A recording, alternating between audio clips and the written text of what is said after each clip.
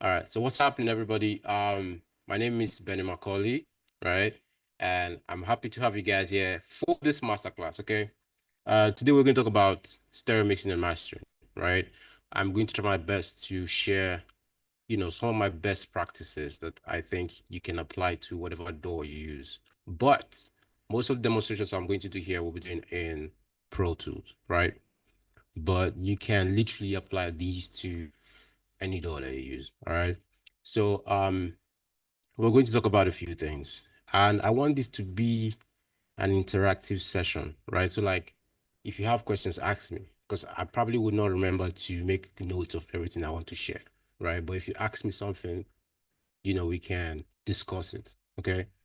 Um, so I'm going to just jump through everything that I've put down for today. And then before I move to the next topic, we're going to discuss it, right? So for example, now we're going to start with session organization, right? So if I talk about session organization, I show you how I organize my session. We're going to discuss before I move on to, this is live.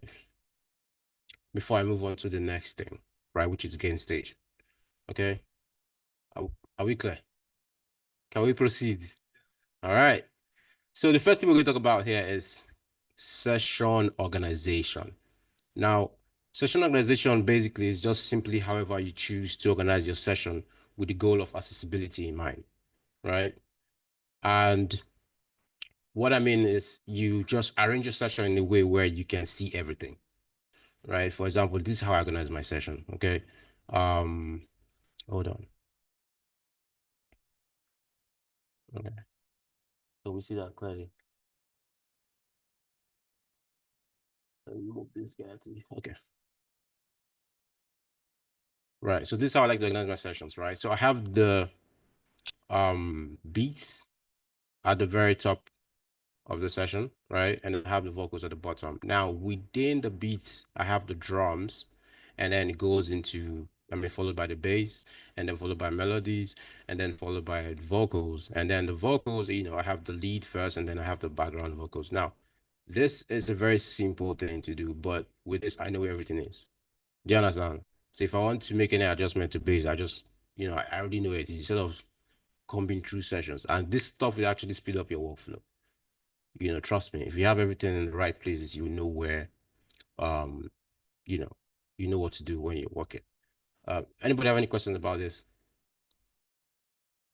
No? All right, cool. So the next thing, which I think is now a very important part of mixing, is gain staging. Um, do any of you have your own conceived idea what gain staging is? No? All right, so gain staging basically, if you start to research online, there's like so many what do you call it? Answers you find. But in my opinion, I think the simplest way to describe gain staging is this, right? It's just basically turning down the prefader levels of your track to create headroom for whatever processing you want to do. Okay. Um, and also turning up the levels of the very quiet tracks so you can have enough level going to whatever processing you want to do, especially if you're doing bus processing, right? So for example, now let's look at this kick. Um, let's look at this kick. I'm going to just pull up the mixer. Where is that? Right. So as you can see, we are picking at we are picking at minus 10 dB, right? You guys can see that, right? But without the trim plugin, because and by the way, I'm using the trim plugin to do my gain staging here. Um, you can actually just turn down the levels from the waveform, right? It gives you the same result, but I prefer to use trim plugin, you know. So if I turn off this trim plugin now, for example, and we see what's happening, there's literally no room to do anything. Do you understand? And imagine if you had all of the tracks, just clipping like that before we go into any of the processing. No matter what we do, our mix is going to sound like shit, you know? Yeah. So I'm going to actually let me demonstrate that real quick. I'm going to turn off all the And let's go solo the beat. I'm going to turn off all the trim plugins and just play the beat so you can hear what it sounds like. Then I'll turn it back on. All right, so hold on.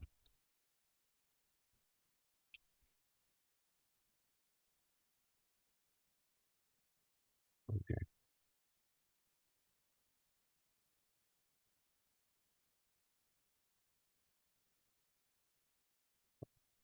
So this is the beat, right? With the trim plugin on.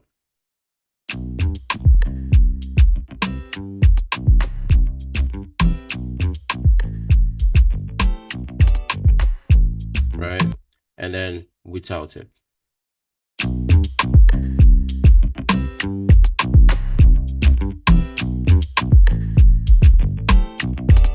Right? It's clearly all over the place. Do you understand?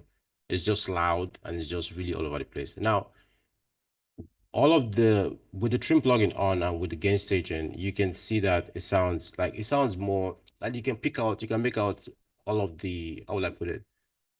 Do you understand all of the sound? And again, what I just showed you was with all of the processing that I've done.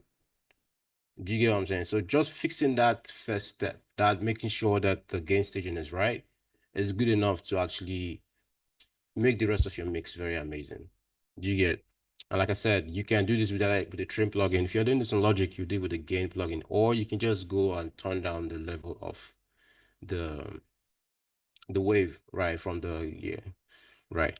And again, by default, most of the doors don't show you the pre-fader meter, they show you the post-fader meter, right? So in Pro Tools, for example, you would have to come to, where's that? Yeah, you come to options and then you turn on pre-fader.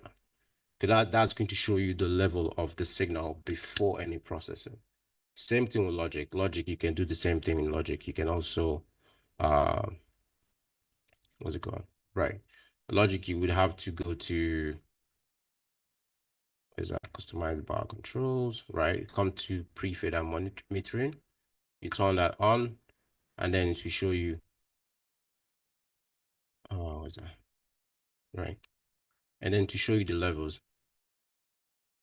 show you your pre-fader meter basically. And the way to know is, well, this thing's not showing properly. Now, if you look, you see that the meter has shifted to the left, right?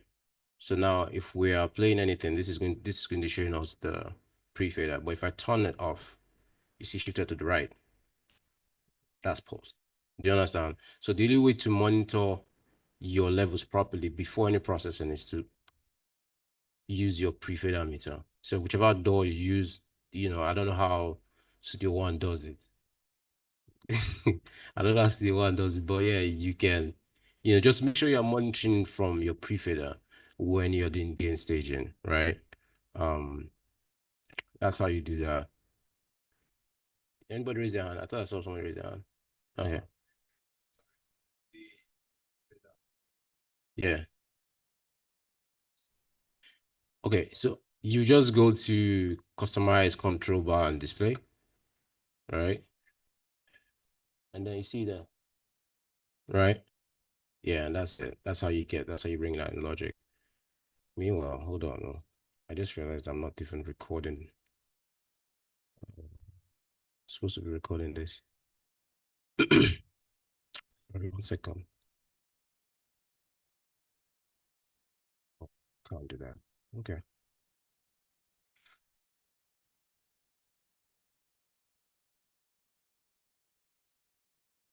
Okay. Yeah, back to a lovely Pro Tools. I love Pro Tools, man. All right, so yeah, so that's that. So that's the first thing we need to tackle is gain staging. And let me show you. Let me look for a sound that was actually not very loud. And let's see. Um,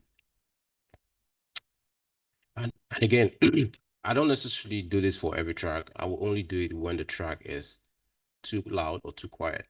Now there's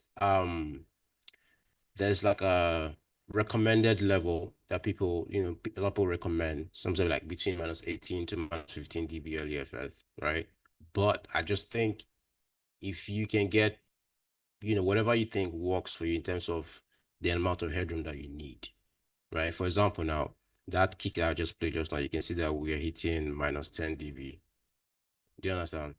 And there are some sounds here that I would have done gain staging and we're hitting actually minus 18, right?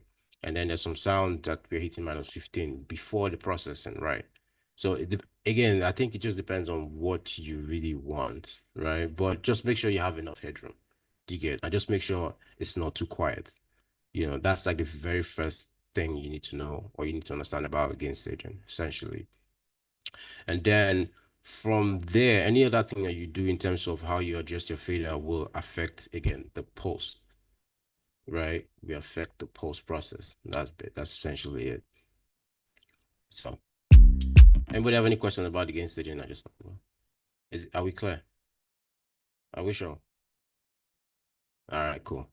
Um, cool. So the next thing I want to talk about real quick is EQ, right? Now, EQ in essentially is basically just same thing as adjusting levels, but this time around you're adjusting the levels of your frequencies. Okay. And there's something else that I think is exciting that you guys need to know about. A lot of EQs by default have like a default EQ curve, right? So let's say if I pull a universal audio Pultec EQ, right? And I pull a Waves Pultec EQ or I pull a Pro C3 EQ, right? They all have like default curves in them, right? So what that means is by default, each EQ will have an effect on your sound. Now, sometimes the sounds are not necessarily like very significant, but it can be. Okay, I'm going to actually demonstrate that. Let me show you what I'm talking about. Uh, Let me show you what I'm talking about. There's this plugin that I came across recently. It's called Betom EQ Analyzer, something like that. Hold on. I should have set this up earlier, but I've been busy.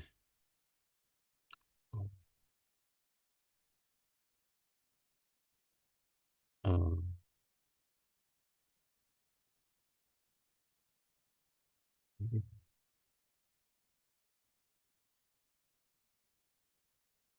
or maybe I should just do it in Logic. I could just do it here. Okay, I could just show you here. All right, so because I've set it up here before. So essentially, how this thing works is you have two instances of the same. This is actually a free plugin, by the way, in case you guys want to download it. But I think this is something that you can actually really use to see how your EQs work and to give you an idea of what's really happening. For example, I'm going to leave this guy here. Can we see it? Yeah, so I'm going to leave this guy here. Now, this is a mic EQ, okay? This is its default state. Now, when I turn it on, you can see that automatically, right? The EQ curve has changed. So which means before we even start doing any boosting here, right, or cuts in here, we already have like a sound. That's why sometimes, especially with these analog EQs, analog emulation EQs, sometimes you can actually just run your sound through it just to get the sound of that EQ without making any adjustments per se, right? So let me take that off. And then this is Pultec. You can see that we already have up to almost up to like 2 dB or 1 dB boost. Yeah, 1 dB boost almost across the whole frequency range. Do you understand? Characters. So different plugins have different EQ character. I mean, different EQ plugins have different characters essentially. So this is what do you call it? Yeah, this is the Waves what was this EQ called again? SSLE, right? Um, as you can see, we already have okay, no, this is not the default state. I'm going to put this back in the default state, but this is something I also want to show you something with that, but let me just load the default state of that EQ first. Uh,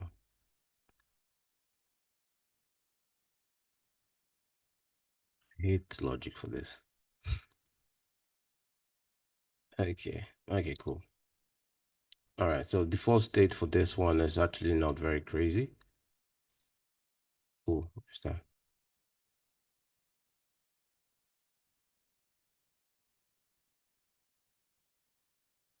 What's going on?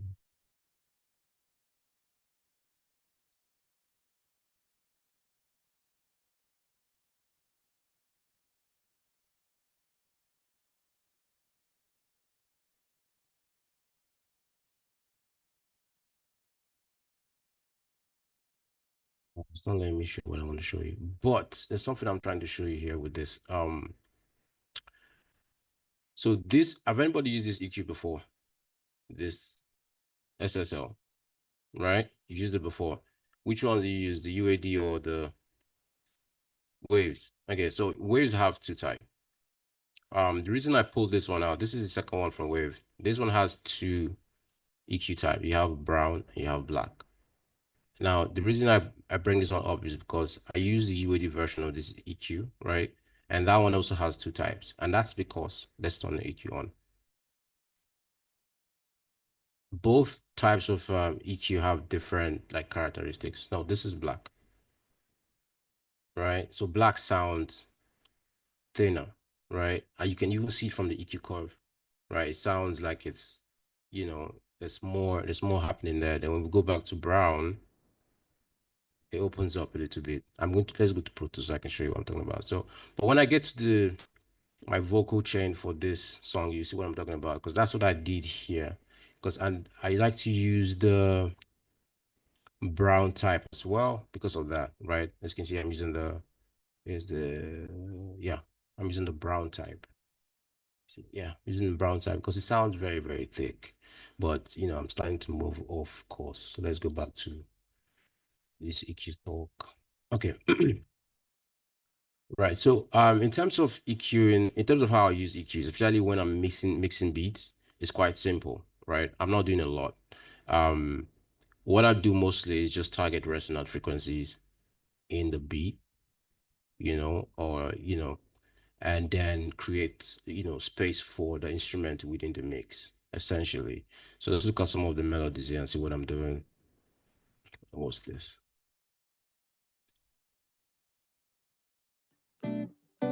Right.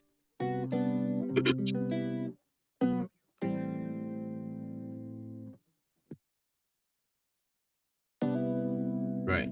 So, like I said, I'm usually just targeting frequencies that I feel like will become problematic later. And it's not a lot. Like, let's look at this guy. Play. Right. There's a bit of boom there. By the time I get to compression, if I don't take care of that, that might become very, very boomy. I'm also making very, very tiny adjustment. You don't want to make sure you want to make sure you don't change the sound. It's very important because from working with a lot of producers don't like when people change their sound. They don't like. Yeah, so the idea is to just remove stuff that they don't hear, but stuff that you hear that eventually will help the song sound better. So it's very, very minimal stuff. But I'm also doing what you call it. This is a Kirchhoff EQ. I hope I'm pronouncing it correctly. This has a dynamic EQ function as well. So I've also set um a threshold minus 28 dB. So this EQ will only turn down those resonant frequencies when they exceed that threshold. So I'm not even taking all of that.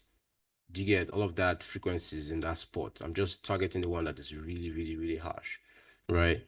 So this is how I use EQ and for mixing beats. And actually, let me break down my process properly when I'm mixing a beat. So how I start is, first of all, I do gain staging, okay?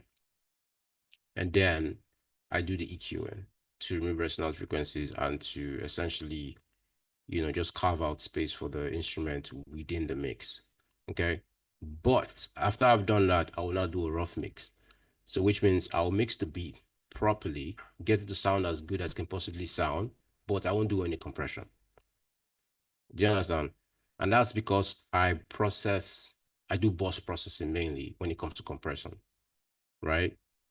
Um, So I want to make sure I've done the mix, the balancing, the kick is where it needs to be, the snare is where it needs to be, right? Before I move to compression. And then if I need to make any adjustments later, it will be very, very minimal adjustment. Do you understand?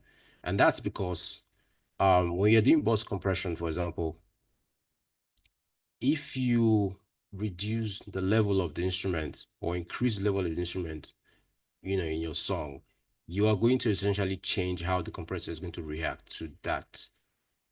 Do you understand what I'm saying? So, for example, now let's go to the drums. Let's go to the drums and let's listen to the drums there.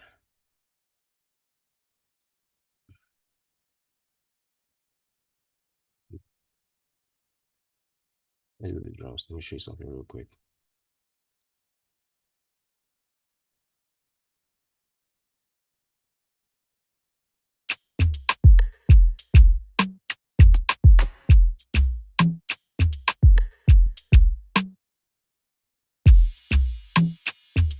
Right. So as you can see, I'm doing up to 1 dB of gain reduction there, right?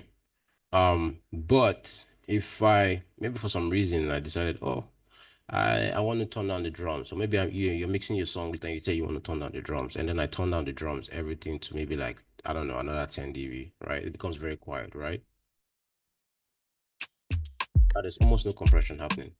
Do you understand? We've changed the characteristics ASAP. And then or if I tell okay, I want to increase the drums, then I come here and increase it.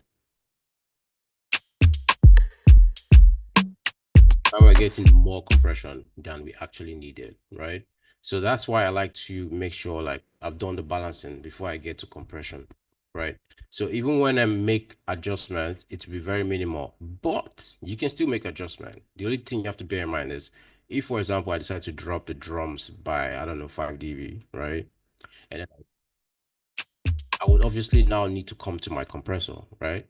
And adjust the compressor settings so I can get the compression that I want, right? So for example, that would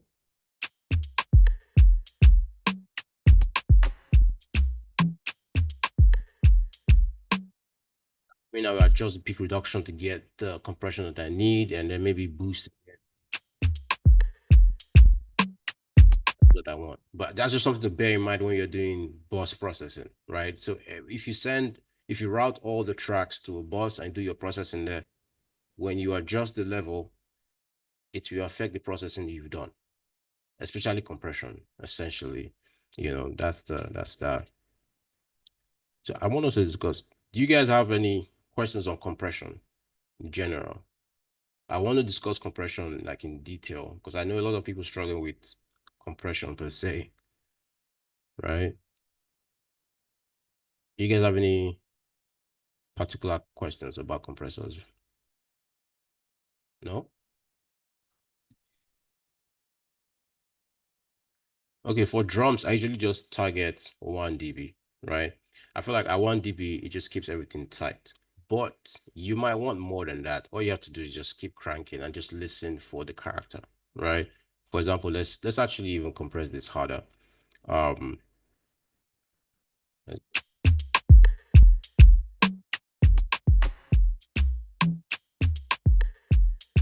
might want that.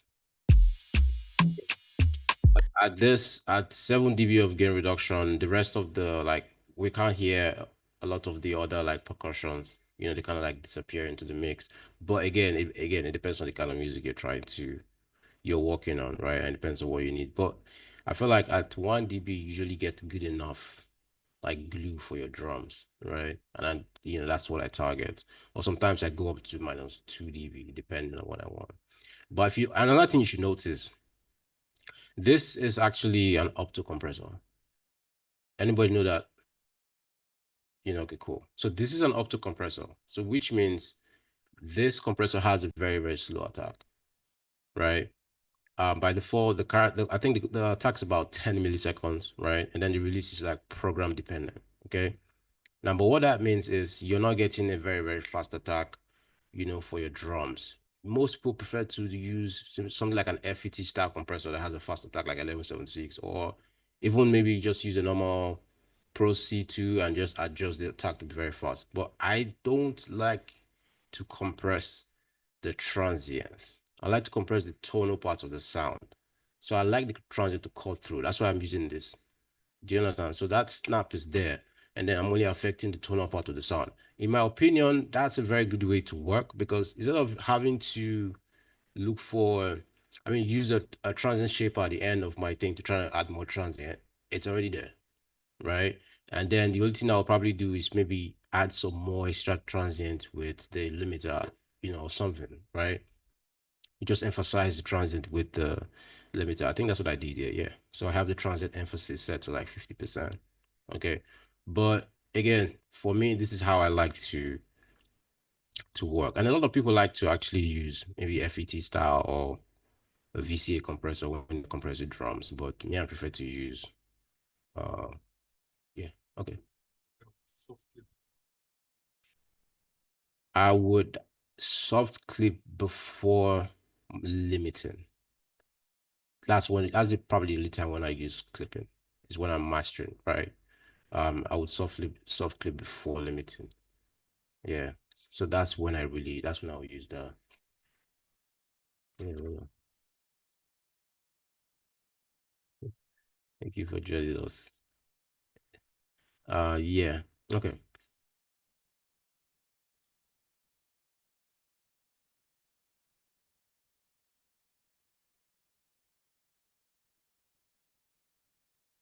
So anybody, do you guys fully understand how compressors work, or should I keep going about compressors? Okay. I mean, so generally, the purpose of compressors is simply to adjust the levels of our signals, right? Basically, we're using the dynamic range to smoothing out the signal level throughout the performance, right? But honestly, I guess what we target mostly with compressors are like the peaks. For example, for like vocals or any live recording, right? Because I say live recording because if you draw piano melody in a DAW, usually all the velocities are the same, right? So you almost don't need to compress for that. But if you're playing live, because you're not a robot, things will be quiet, it tends to be loud, and yes, and you would need a compressor to kind of like even that out.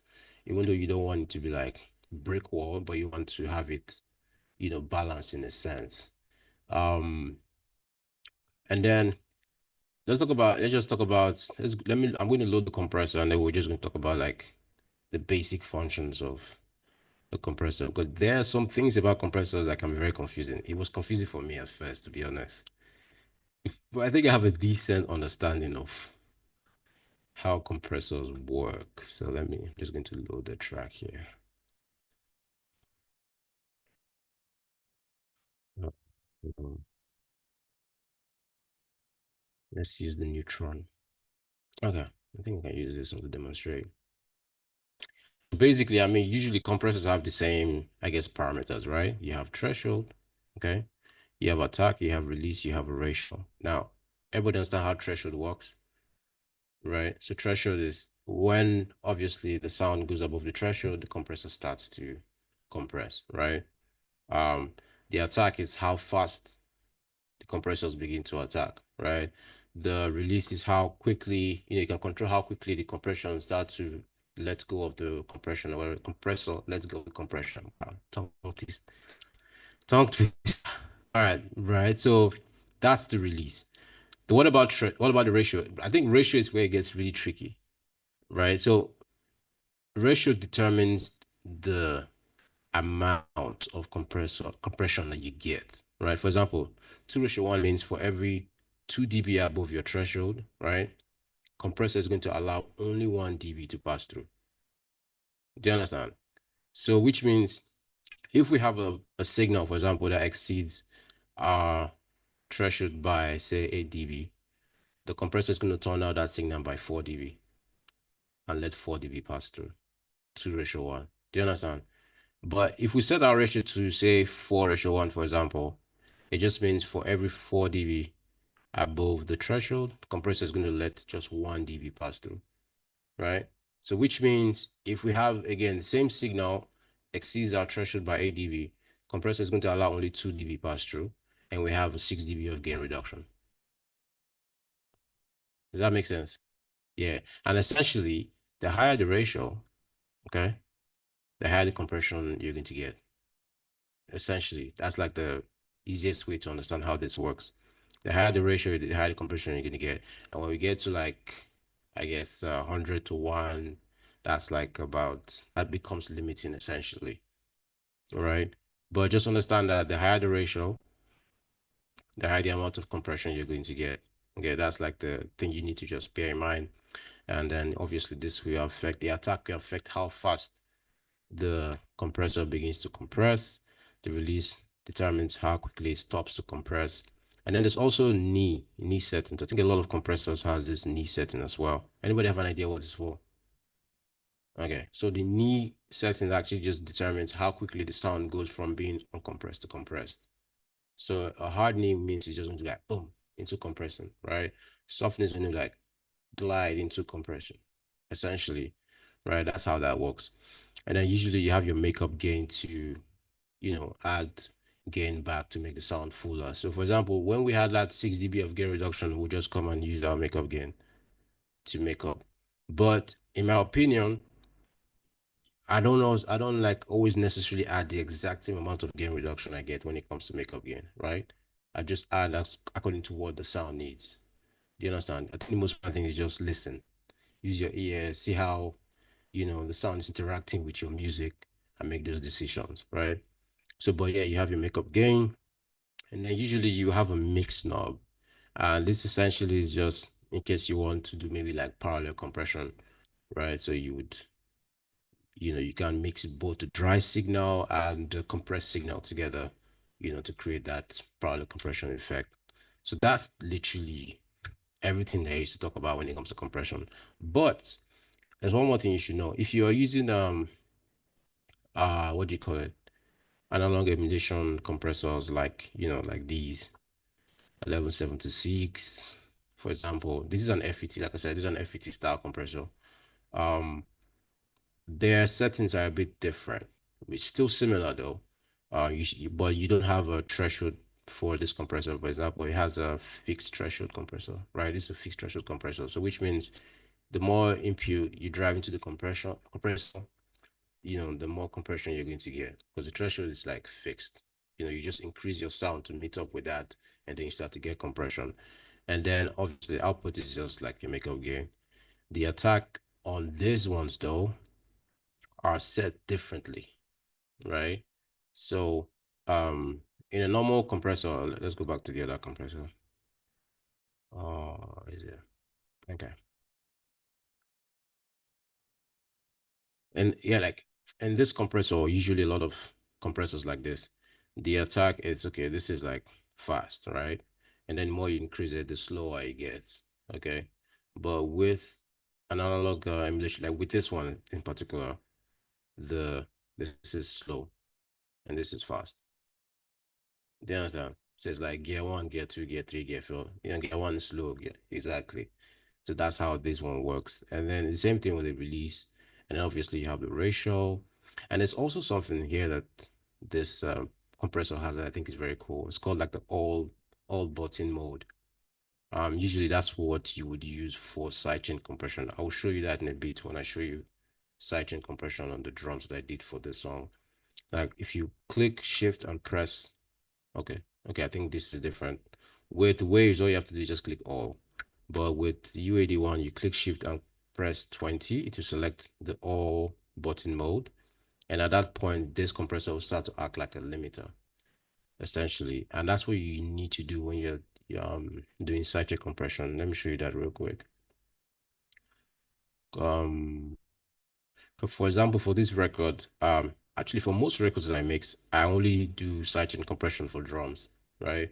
So essentially, I'm blending the very, very crushed, compressed signal with the, I guess you can say normal drum signals to bring more punch to the drums, right? So for example, listen to the drums without the sidechain compression and see if we can hear the difference. So I'm going to mute the bus. Okay.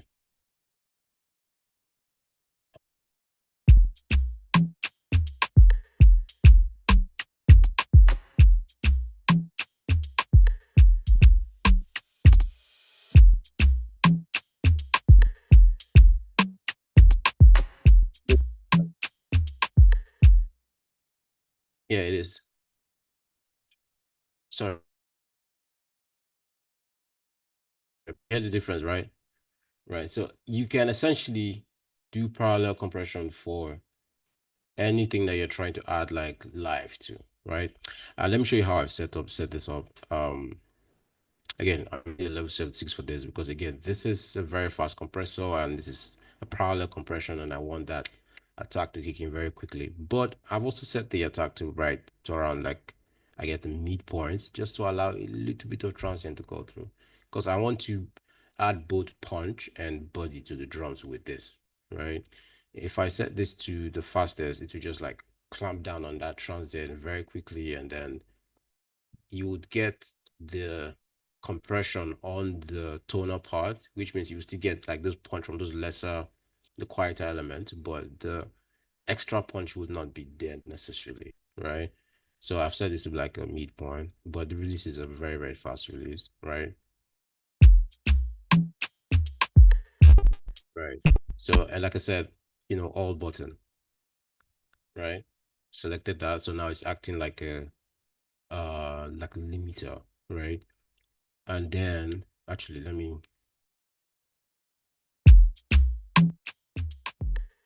this is decompressed. Right? I'm just blending it to taste, right? So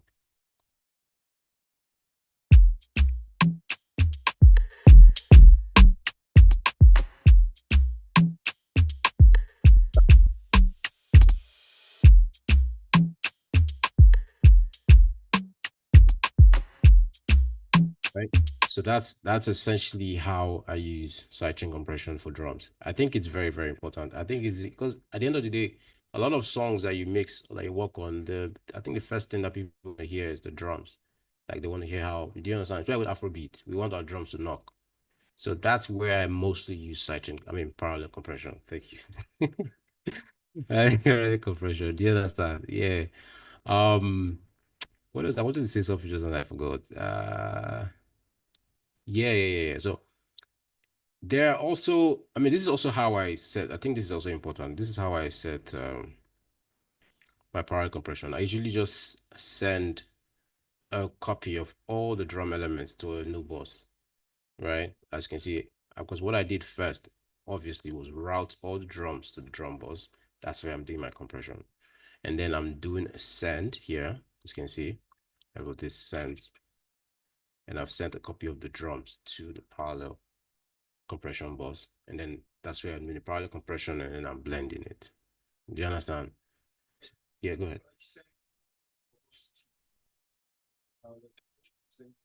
Individual. Yeah, I'm saying individual. But come to think of it, that's sending the boss ideas actually. Yeah, it works, right? I think that's a good idea as well because I could might as well just create a new boss and then send from this boss to that boss. Brilliant. You see? Sharp, sharp. That's actually a good idea. All right. Because it's just like the copy. You just do one time. That's brilliant. Yeah, you see, I'm going to adjust my template now. Thank you. All right, cool. So yeah, that's that. What else can we talk about with compressors?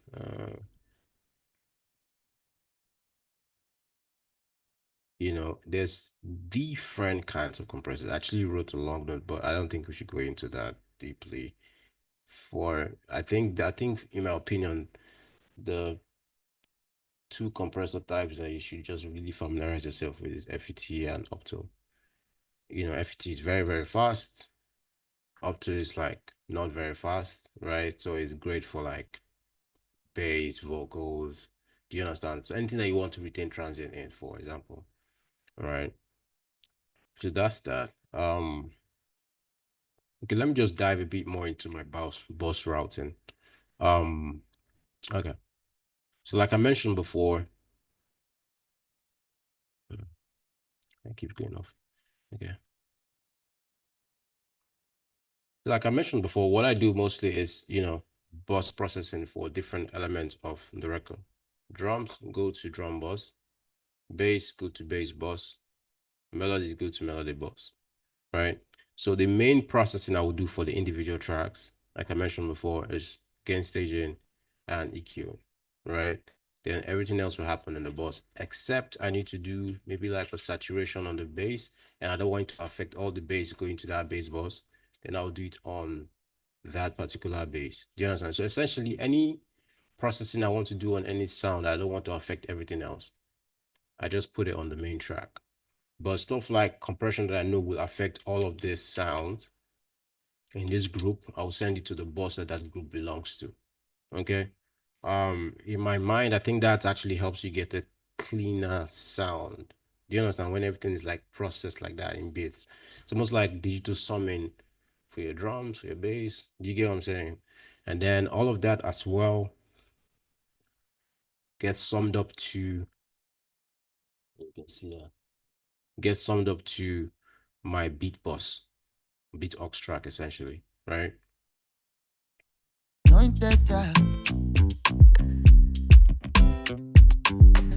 Right. And same thing with the vocals. I have the vocals, the main vocals itself. I have all the lead vocals going to the lead vocal bus. But on the main track itself, what I'll do also is gain staging, right? And then auto tune, right? But if the song, let's say this vocal needed there's a particular effect that that particular sound needed to get, again, I'll put it directly on that track. But the rest of the vocal processing would happen in the bus, right? Like this part of this record, for example.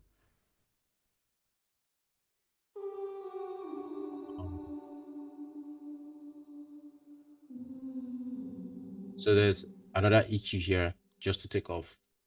You do like a high cut, right? To make it sound a bit darker. If I did this on at the bus, to affect everything else, right? So you don't want to do that there. And then we have something here as well. Just more reverb. I felt like that part and then some more reverb. Now, usually I would do a bus for that. But again, this is just part of a record that I feel like is just like an effect, right? So I'm treating it like an instrument. I just slap it there, you know. But for the main reverb will be sent from the bus. I'll show you that in a bit. I'll show you what I mean. Right. So that's essentially how I do my bus routing basically. I think again in my mind this actually creates a very transparent sound, and then you save CPU. You get, because imagine packing everything on. And somebody gave me a song to mix recently, and they, oh yeah, bro, I used to do that in 2017, maybe 16. But yeah. So this is actually quite an easy way to do this. Hold on. Anybody have any questions about bus routing before I proceed? Anybody? All right, so let's go to my vocal chain. Oh, where's that guy?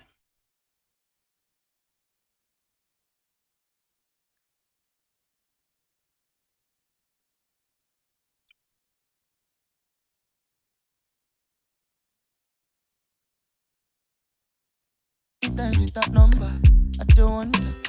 Make another man no come to my sofa. I know it's what I signed up for. Me, I be anointed, yeah. And I know say last as I could do it right. Okay, so one thing I think you should notice with these vocals is that it sounds very dry, I mean, very like punchy and whatnot. There's not like a lot of reverb. Now, the reason I bring it up is because this is exactly what the artist wanted. So when you're mixing people's songs, obviously, it has to be, they have to be satisfied with the record, right? So you bring your expertise into it, and then you guys have to meet halfway. Do you understand? I think that's the best way to work with people, essentially.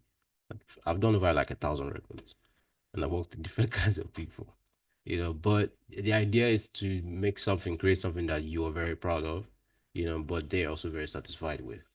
Yeah. So actually let's just go into the vocal chain real quick. So like I said, on the main track, what I'm doing is simply just, the get stage, and I've used the trim plugin here to turn down the level by 10 dB to create headroom for everything that we're to do. Let's see what we're hitting. Let's check and see where that's giving us. Times with that number, I don't wonder. Make another man no come to my sofa. I know it's what I You signed see, up for. we're at minus 16.5 dB. I think especially for vocals, it's great if you stay around minus 18, 17, 16 dB, you know, and then you have all of that headroom to do the rest of the things you want to do. So that's where we are with this. And like I said, the next thing here is usually the auto tune or anything that needs to be directly affect the track. And then we'll go into the vocal chain. Now, yeah, there's something I want you guys to know about these vocal chain. I want you to understand the what's the word I'm looking for? The order in which the plugins are. It's very important because how you arrange your plugins really determine how they sound. Like to really affect how they sound, right? Because it's like this: you have the first plugin thing, right? And then the signal as a signal part, right? And then it goes into the next plugin. Then that plugin does its thing. Then it's going to go into the next plugin. So each time you add a new plugin underneath, the sound character has changed before it gets to that plugin. So picture, for example, the compression. What we're compressing when we're doing compression here, we are compressing what all of this has affected, right? We're compressing the sound all of this has affected, not the sound from the beginning that you know sound that you had originally. We are now compressing the sound that this EQ is affected, this DX is affected. Do you understand? So even though you want to change out plugins in your vocal chain, just always bear in mind that, okay, you know what, if I put this plugin here, this is going to change what's going to happen to the next one. Do you understand? So that's how you make it how or what kind of plugins you use essentially, in my opinion. Um, so let me walk you through the vocal chain. So the first thing I have here is a noise suppressor. This is usually here by default because sometimes you get you get audio recordings that have noise and you want to tame them. But I did a song about 4 months ago or 5. Since then, I've changed my method. I actually don't use this NS1 anymore. I prefer to use this, what do you call it? Clarity VX. I think this is like the best. Yeah, this is like the best noise suppressor plugin ever. It's very easy to use. You just move your stuff to the right. Times with that number, I don't wonder. Make another man myself. I know it's what I signed up for. Me, I be anointed, yeah. And I don't say That sounds very, last very as clean, right? So this is what I normally would just use at the very start to just, first of all, remove anything that needs to be removed from the vocals. You know what? Let me solo the vocal, and we're just going to go one by one. I'm going to add all the plugin one by one. Okay, so shit. I'm sorry.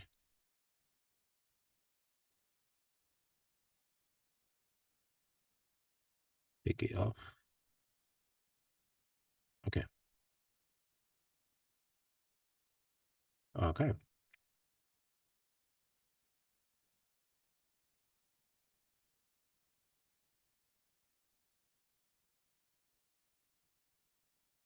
times with that number, I don't wonder.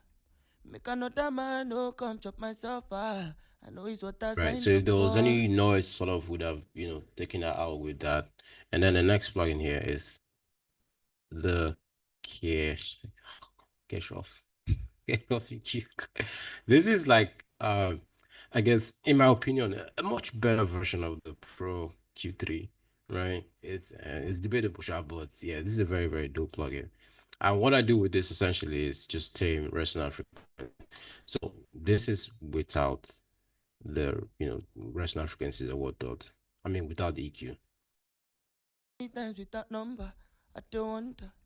Make another man no come chop myself. And then with the EQ. Times with that number, I don't wonder. Make another man no You can come hear it chop sounds myself. just a little bit cleaner, right?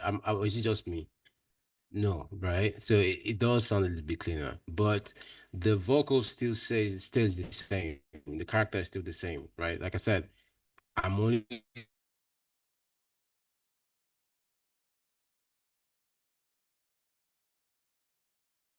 needs to be tamed. At least those frequencies will not become problematic when I get to compression, right? Very, very important because technically, if you listen to there are probably some resonant frequencies Many times here. with that number, I don't wonder. Mm, I'm sorry. Many times with that number, I don't.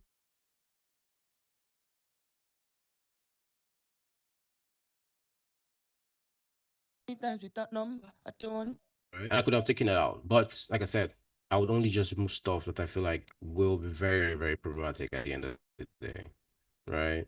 But again, you just do what you need to do to make sure your stuff sounds good, you know. You know, but in my opinion, it's usually like the main ones that usually will cause problems are usually the ones around like 2K and up, like this. Many times with that number, You can hear that, yeah. So imagine if when I get to compression, that's going to become very, very harsh, right? And then there's this guy, many times with that number, I don't. Make another man no come chop my you know. sofa. But again, like I said, I usually always like do what's it called dynamic EQ, right? So I usually have like a threshold set so that even though I'm targeting that frequency range, I'm still not just pulling out everything. I'm only pulling out the things that, the resonant frequencies that exceed the threshold, essentially. So that's what I usually do. And then this plugin here is the DSR. I'm okay, cool. So I'm not going to necessarily focus on the plugin itself. Rather, I'm just going to focus on what the plugin is. Do you understand what I'm saying? So which means you can use any noise suppression, you can use any EQ, you can use any DSR. I'm just showing you my process and my order, right? So I have a DSR here. Now this essentially DSR is I guess you can say it's a compressor, right? It's a multi-band compressor, essentially, right? So I'm just using this to obviously target resonant frequencies, and I've set this to capture sibilants from 3K and up, right? Let's listen to it without Many it. times with that, many times with that number, I don't This want to. vocal doesn't necessarily have a lot of sibilants, by the way, but after. Many times with that number, I don't want to. Make another man no come chop myself. I know it's what I signed up for. Me, I be anointed child. And I know say, So like, just trying to just smoothing out the what do you call it, the sibilants just a little bit. But again, you don't want to change the character of the sound, you know. Um, I think it's very important to even spread out all of that processing. Like for example, if you felt like maybe this vocal needed I mean had too much sibilance and you wanted to tame it, I'm afraid you do it in two stages. You do the first one here with the first part, and then when maybe later down the vocal chain, you add another DSR to it. You know what I'm saying? Because that's actually what I did, and I'll show you that. Okay, cool. And then the next plugin here is the SSLE channel strip plugin. This is my favorite EQ for vocals. Again, I'm only using the EQ section um of this plugin, and this is where I actually begin to start to shape the tone of the vocals. I think with this plugin, especially this plugin, bro, you are going to get very good sounding vocal very easily, like very, very easily, right? So this is without it. many times with that number, I don't want to. Make another man no come chop myself. I know it's what I signed up for. Me, I be anointed Right. And child. then with it, Many times with that number, I don't want to. Make another man no come chop myself. I know it's what I signed up for. Me, I be anointed child. right? There's more detail in the vocal, although it sounds quieter, I know, but there's more detail in the vocal, right? And also because usually when I'm making this adjustment, I'm playing the song as well, right? That's how I make this adjustment. I know that with this setting that I've done here, the vocal is sitting properly with the beat. Like also all of those boominess and low end that you're hearing that would be competing with the bass and the kick, they're gone, right? Actually, let's even I'm going to let me play this with the beat. So before, okay, and I'm going to turn this up just a bit.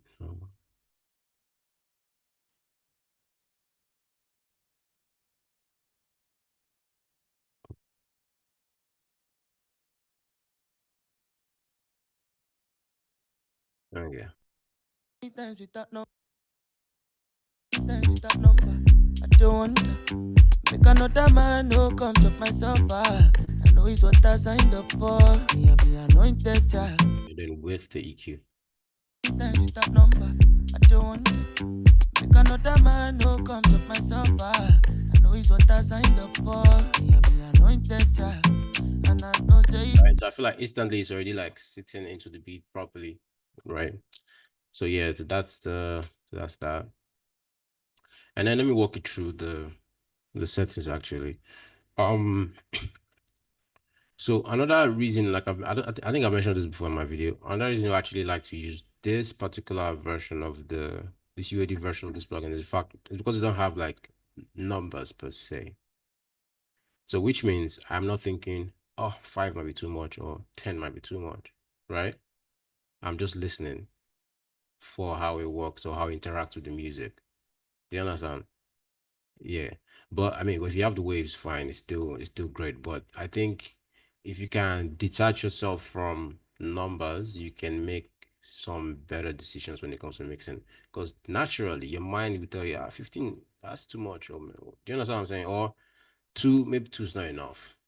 You get, but if you're just listening, you might realize that maybe that particular song needs 15, needs minus 15 dB. Or do you understand what I'm saying? So that's why another reason I like this. So I can't remember where it was just now, but I think it was around around minus three or something like that. Again, no numbers, right? But I'm targeting frequencies around 200 hertz. Very, very important. I need to find, wait, where's that? I want to try and open that Betom thing here so we can actually see um Betom. Yeah, Betom. I'm not sure why it's not opening in Pro Tools. Okay, it'd be cool to see the change that is happening.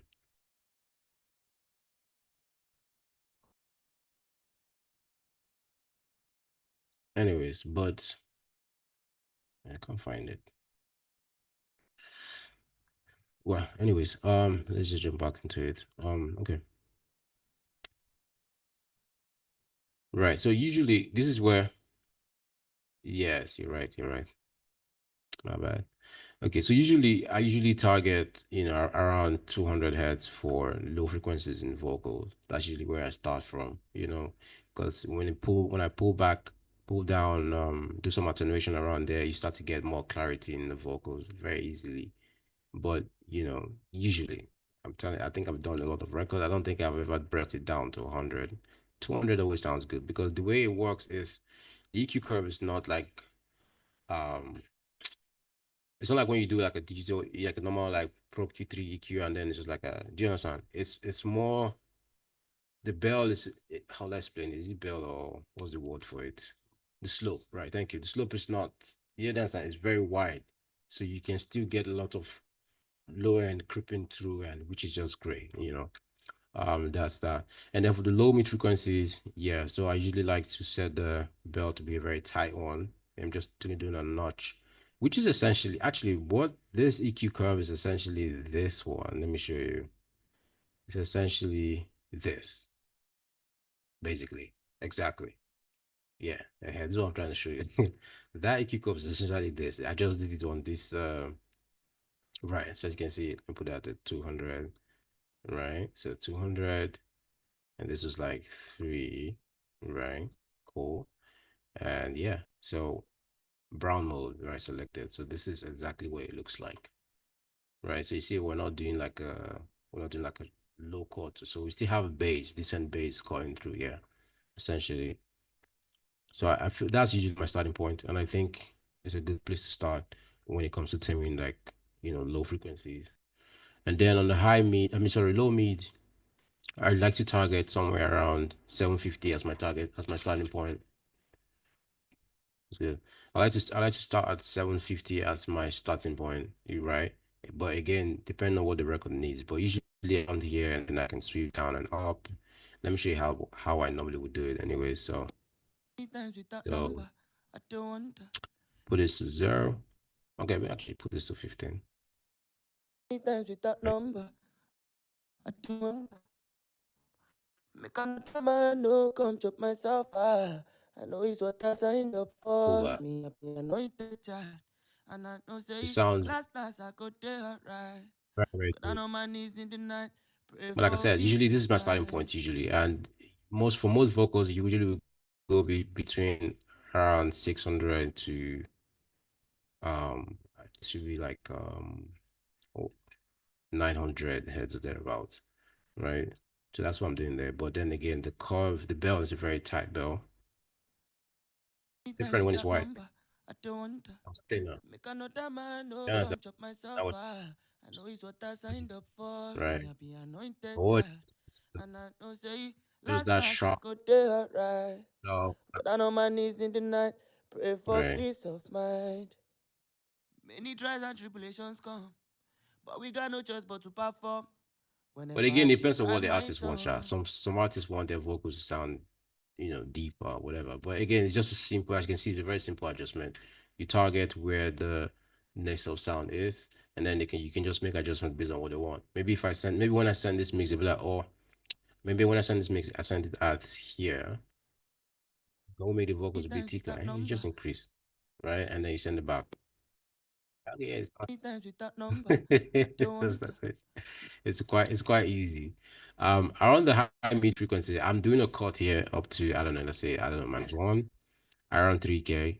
And I'm also doing a wide bell for some reason. I'm not sure why. But the essence usually was, or the reason was because there was a bit of a harsh frequency around 3K. This usually is for most microphones anyways. And I usually like to just tame it just a little bit before I go down to compressing.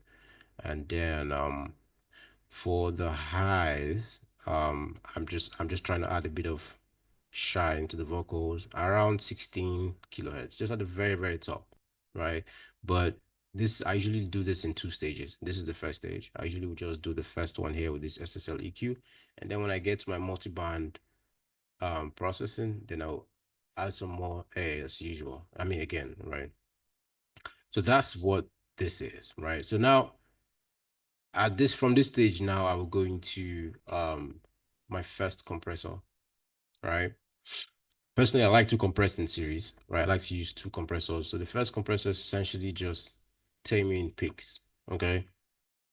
And now for this, I am using again very, very fast compressor. This is the FET 1176 FET style, whatever, like I said before. So this one, again, the purpose of this is just to tame peaks, essentially, right? Let's originally I did this with the UAD version of this plugin. I had to switch to waves for this demo because I don't have my I can bring out the whole X16 out of the studio. And this doesn't have enough, this Twin X doesn't have enough DSP to run the plugins per se. I can only run the EQ and some other things. So, but essentially, again, even though this is a very fast compressor, as you can see, I've also set the attack to be just not to the fastest, essentially, right? Just so that let some one or two of the like transits still call through. Although this is very fast, this is literally almost not letting anything pass, to be honest. But I like to just tell myself that I'm letting just a little bit pass through, right? But while I'm targeting the peaks. So if we listen to this compressor, let's play. You see that Many times with that number, I don't wonder. Many times with that number, I don't wonder. Make another man no come chop myself. I know it's what I signed up for. that when it goes to that, no, no, no, no, no, that's when the compressor actually engages, right? Again, I'm just targeting the peaks, the loudest parts. That's all I'm just going after. um and again, like I said, this compressor is obviously it's a fixed hold on, something is missing here. Right, okay. So this compressor has a, like I said, it has a fixed threshold, right? So if we want to compress the sound, we just increase the input to we get the amount of compression that we needed. So let Many times with that number, I don't wonder. Make another man no come chop myself. I know it's what I signed up for. Me, I be anointed but child. And I know say, last I go there right. Got down on my knees in the night. Pray for peace of mind. right? But usually I'm always just target like 1 dB of gain reduction because I'm just trying to, yeah, tame picks and stuff. And then as usual, you add your output to gain match for the reduction that you're getting. Times with that number, I don't wonder. Make another man no come chop myself. I know it's what I signed up for. And this is why I said I don't necessarily pay attention to the amount of gain reduction I'm getting to put back the gain. I just listen to what I want for the record. Because technically, if we go, let's set this to like the fours now, for example, right? Times with that number, I don't wonder. Make another man no come. The typical way of doing things will be I engage. Times with that number, I don't wonder. Make another man no come chop myself. I know it's what I signed up for. Me I be anointed child, and I know say last I go Then there turn this down. alright. Times with that number, I don't wonder. Make another man no come chop myself. I know it's what I signed up for. Me I be Then anointed. so that's Times with that number, I don't wonder. Make another man no come. Times with that number, I don't wonder. Make another man no come chop my times with that number, I don't wonder. Make another man no come chop times with that number, I don't wonder. Make that's another gain man matched, no come. right? That's essentially how you are supposed to use the compressor. But me, I don't do like that. Do you understand? I'll just use my A and decide what I want for the record. So which means to save me stress when it comes to like getting good amount of level, I do my compression Times with that if I number, need it. I don't wonder. Make another man no come chop The other myself. thing is I'm not clipping the vocals, I'm not distorting the vocals. I'm just giving you my secret. Do you understand? That's how me I would do it. Do you get it? Instead of going to push more level with the second compressor. Do you understand? Because I just want to get good enough level from this one and then go to the next one and add more level if I need when I'm doing the second compression. Do you understand? That's how I work. This is my own cheat that doesn't necessarily make sense to the professionals. I just say, yeah. So that's what I'm doing here. Oh, I said so fast. So this is supposed to be fast release actually. Sorry about that. Times with that number, I don't wonder. Make another man no come. Because we're just taming peaks. So one needs to be very, very fast. And then let me say attack to 3. Ratio is 4:1. Remember, for every 4 dB up, let's one through. That's 4:1 essentially. So that's that. And then the next thing I usually do after the first compression is multiband compression, right? This is where I think this is where I like to do like the final sort of tone shaping for the vocals, right? Um, so and I like to split the bands into 4 like this. So I have the um from 9K or from 10K and up. That's where I add air to the vocals. That's what I used to add air to the vocals, right? So essentially,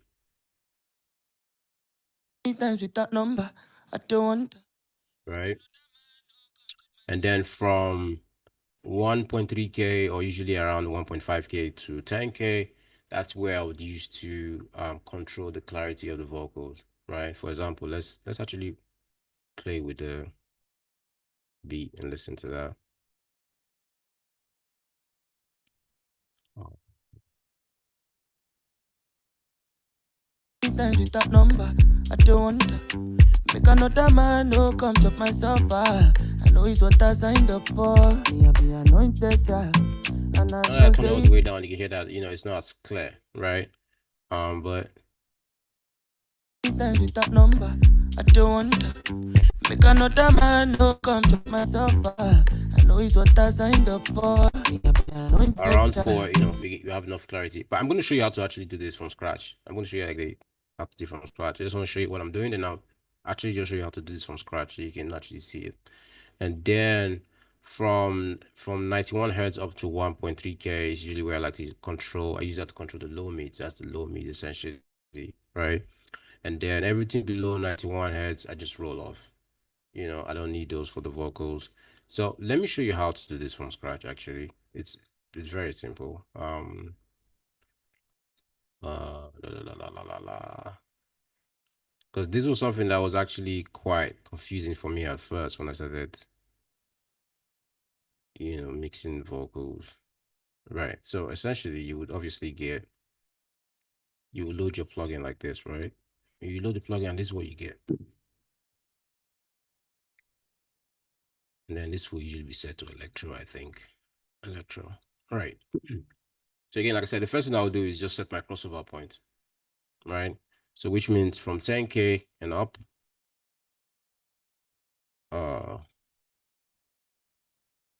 will will be like the highest frequencies to introduce air, right?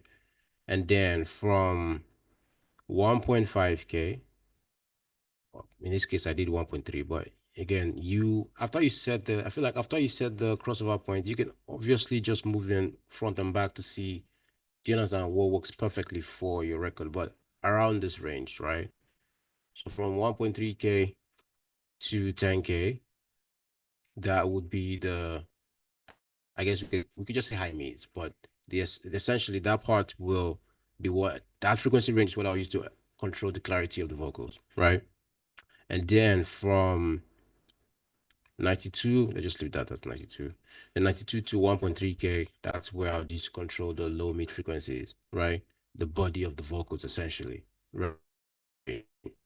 So after I've done that, then I'll start to, set up the compression. So the first thing I'll do here is I'm going to set all of the range to about, let's say, let me set the range to -15. But again, these adjustments will change depending on what the record needs. Range, it basically just sets like a limit to how much compression the multiband is going to, do you understand? How much of gain reduction, right? It's just like setting the limit and be like, don't go beyond -15 dB, right? Cool. And then so like I said, for the low frequencies, I'm just going to turn that down, just roll off everything below the 92 hertz. That's that. And then again, remember, multiple compressor is essentially a compressor, right? Essentially a compressor that has EQ functionalities in it, right? So which means you still have your attack and you still think about an attack where you think about an attack with a compressor. You have the release, you think about it just the same way. You have the threshold, you think about it just the same way. Now, let's start with the clarity portion of this vocal now. I want to have a slow release, right? I want the compressor to catch any of those harsh frequencies and just hold on to it just a little bit longer, right? But I want the attack to be fast, so I'll set the attack to be a fast attack, like, I don't know, like 5 milliseconds here, right? Okay. Now, the easiest way to do this is to, first of all, boost that portion of the frequency range, right? Hear the harshness and then start to pull down, pull down on the threshold to engage the compressor, right? So let's try that now. So let's go here. Sorry.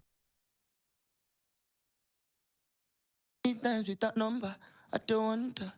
Make another man no come chop myself. I know it's what I signed up for. Me, I be anointed child. And I don't say last I could do it right. Got down on my knees in the night, pray for peace of mind. Many trials and tribulations But come. actually, I need to play the beat because you need to be doing this adjustment while the beat is playing. It's very important, right? So let's go.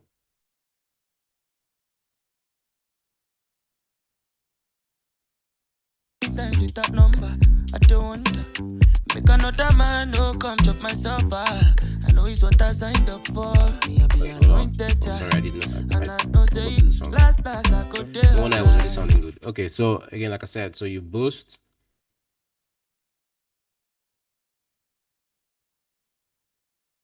Times with that number, I don't wonder.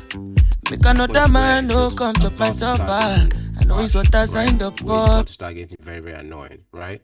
And I feel like at 5 we are there already. Even at 4 even. Times with that number, I don't wonder. Right? And then we're gonna start. Make another man no come chop myself. Times with that number, I don't wonder. Make another man no come chop myself. I know it's what I signed up for. Me, I be anointed child.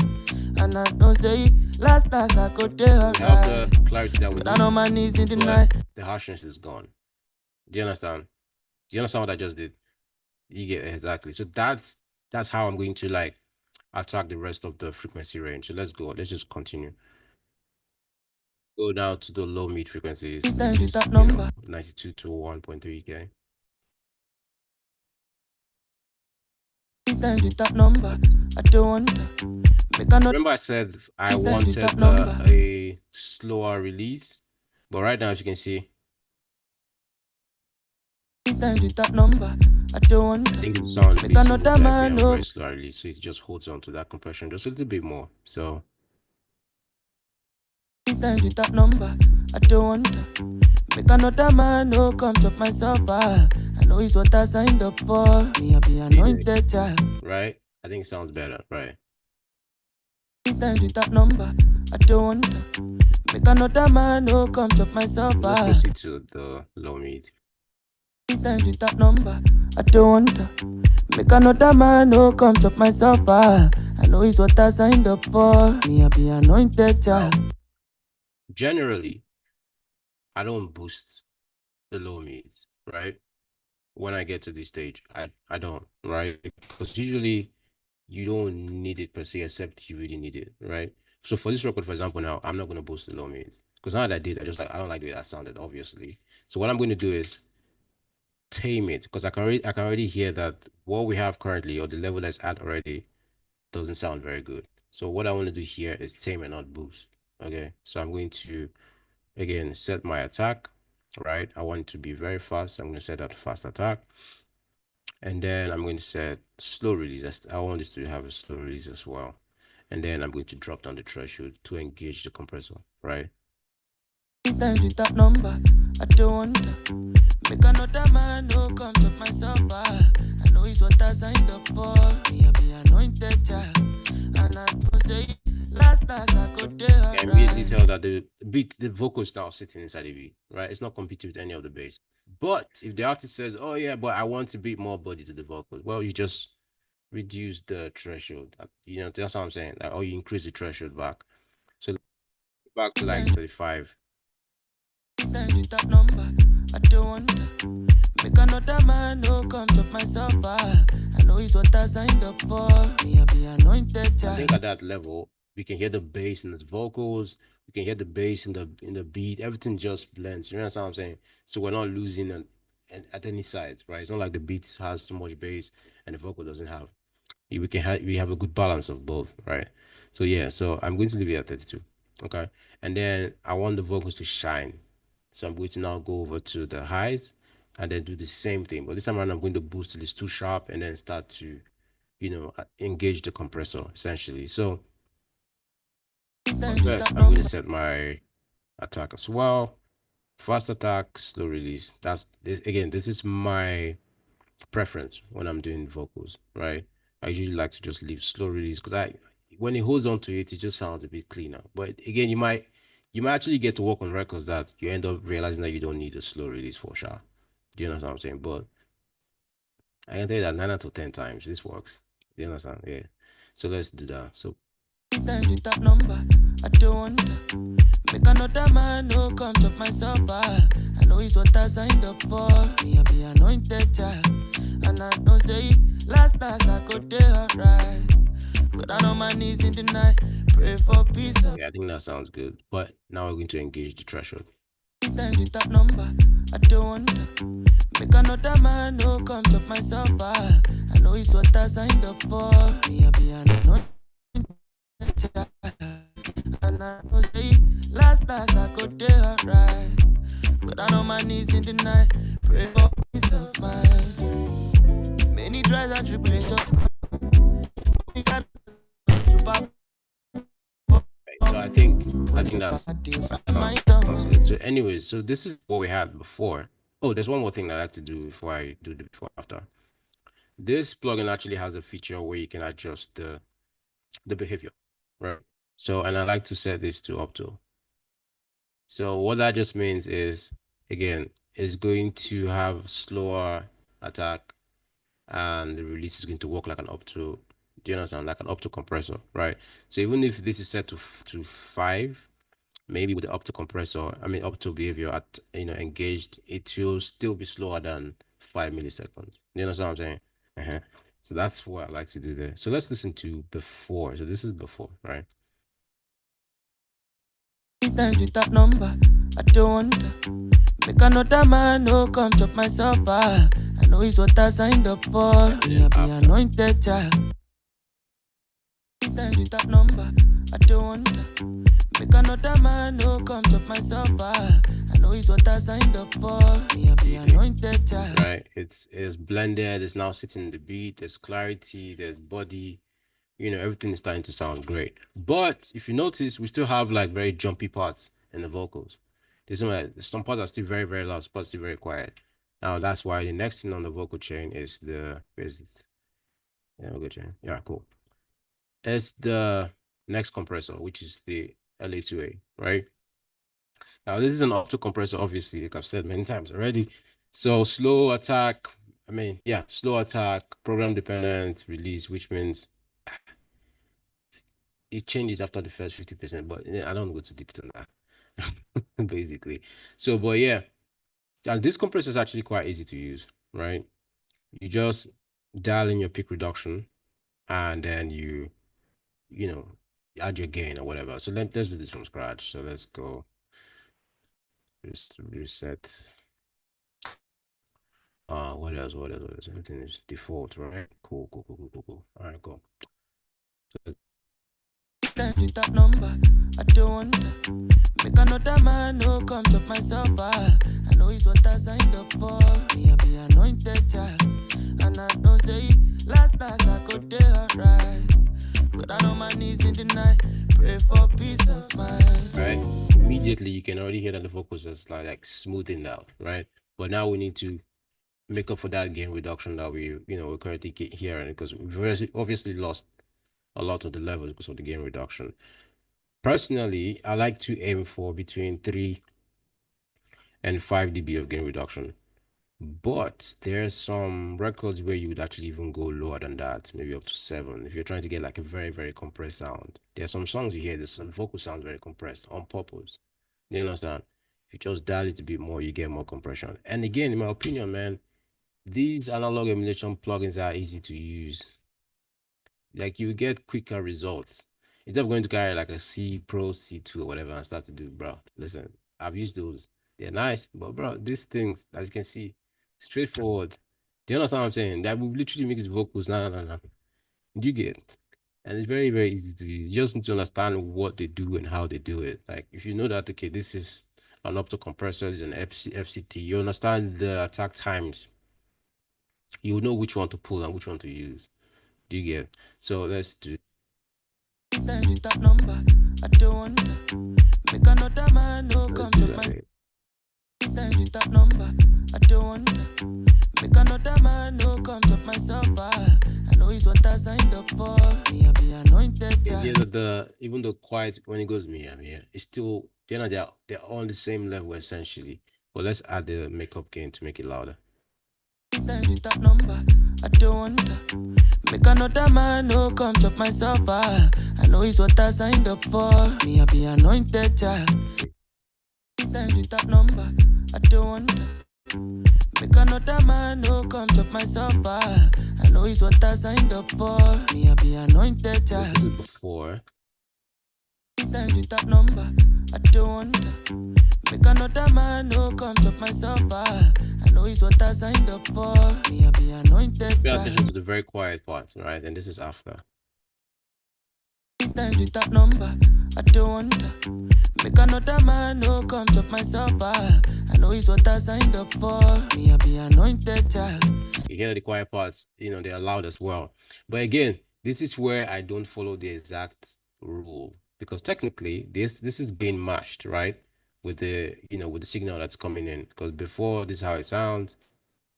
With that number. Then after this is the level. With that number. Great. That's usually what you want to do. But I feel like I need more gain, please. So I'm just going to go ahead and put. With that number, I don't wonder. Now the vocal is not sitting on top of the beat, right? It's punchy, it's in your face. Do you get? Again, there are ways to do things, and then there are ways that I do things. Do you understand what I'm saying? Right. Because it's easy that way. As far as I think what you need to make sure is you're not just make sure the vocals are not distorting. Because these plugins they have a bit of they can cause a bit of saturation. So it's analog emulation plugins on your vocals, right? And it can get to the point where it starts to sound very horrible. You get if you keep pushing it. I think if you can just always you can always just push a little bit to get the desired level that you're going for. Do you understand? Yeah, and that's that for this. Um, Times with that number, I don't wonder. Make another man who come chop myself. I know it's what I signed up for. cool. Anybody notice anything so far with the vocals? Okay, let me just point it out. It sounds just a little bit sharp, harsh, right? Especially now that I've don't use the what do you call it, the compressor to just add that extra gain. So even though the vocal is not like sitting on the beat, but it's starting to sound just a little bit harsh, right? That's why the last plugin on my vocal chain is another DSR, right? This is where I now use to like control any of the sibilants that I've built up due to all the processing that I've done, you know. And this is also where I control how or easily control how bright I want the vocals to remain. Because there are some people that actually would like the vocals just the way they sound. Some artists be like, yeah, Times with that number, I don't. it's bright, right? And then be like, oh, then I want to be warmer, right? In that case, I just slap in the DSR. And then Times with that number, I don't wonder. Make another man who come chop myself. right, we still have that sheen, but it's not as harsh anymore, right? And let's do real time so we can see what's happening. So Times with that number, I don't wonder. Make another man who come chop myself. I know it's what I signed up for. Me, I be anointed child. And I don't say last I could do right. Go down on my knees in the night, pray for peace of so mind. this is plugin Alliance SPL DSR, but you can use any DSR you need. Do you understand? Again, I'm just showing you my thought process when it comes to mixing vocals, the order at which I put the plugins together, and I can always swap. Like for example, now there's some songs I mixed recently. I didn't use this particular DSR because I found out that I like the tone of those other DSRs, right? So I just have the same principle that I work with, but then I just shift things because you will discover new things as you go along. I'm always watching tutorials on YouTube. Tomorrow I'll still watch tutorials, right? And I'll pick up something that I'm like, okay, this might actually work for me. Take it back to my own process and see, okay, maybe I can swap things out. Do you understand? That's how I approach learning. And another reason why I like to use this plugin is because it has,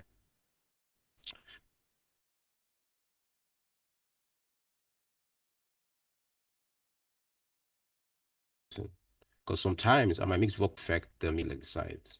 So whatever I do here now, Times with that number, I don't wonder. Make another man who come chop myself. I know it's what I signed up for. Me, I be anointed child. on the side information, right? Or I can decide, okay, I just want to put the DS in on the mid and then Times with that number, I don't wonder. my Make opinion, I another actually man think who. it's very, very nice to use mid sides when it comes to this final de-essing stage. To be honest, this is just a song I mixed like 5 months ago, so my mindset had not changed then. But now, I usually would just set this to mid side and then decide what I want. Do you get? But let me put it back to where it was. I think it already worked. Times with that number, I don't wonder. Make another man who come chop myself. I know it's what I signed up for. Me, I be anointed child. And I don't say last I could do right. Go down on my knees in the night, pray for peace of mind. Right.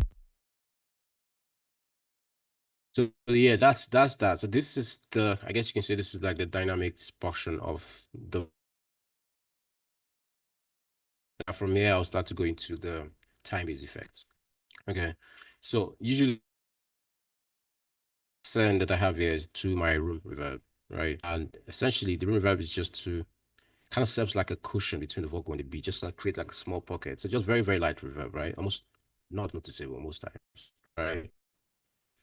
And the idea behind that is you just have to make sure it's a very, very short reverb, shortest reverb time, and very, very, tiny reverb essentially.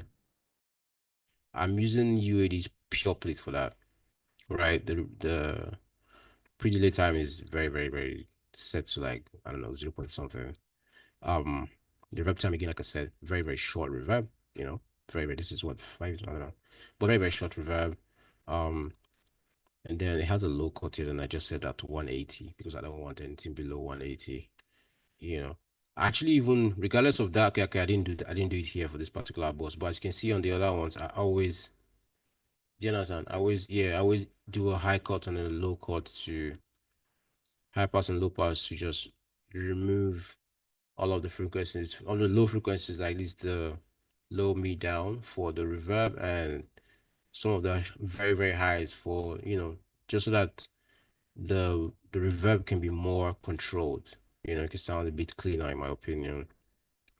And before I used to do this after the reverb, like I used to put this after the reverb. But like I said, the order of your plugins matter, right? I wanted to make sure that the signal that's going to hit the reverb was already cleaned. Do you get what I'm saying? And then that way you kind of get like a much cleaner result, if you will. Even if the other way still works, but again, like I said, the order of your plugins matters, right? Because the signal will go into this bus and first of all hit the EQ before it gets to the reverb. Do you understand?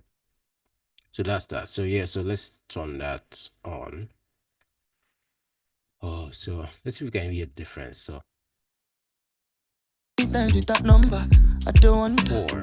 make times with that number, I don't want to make another man no come chop myself. Times with that number, I don't want to make another man no come chop myself. I know it's what I signed up for. Me, I be anointed child, and I don't say last I could do right.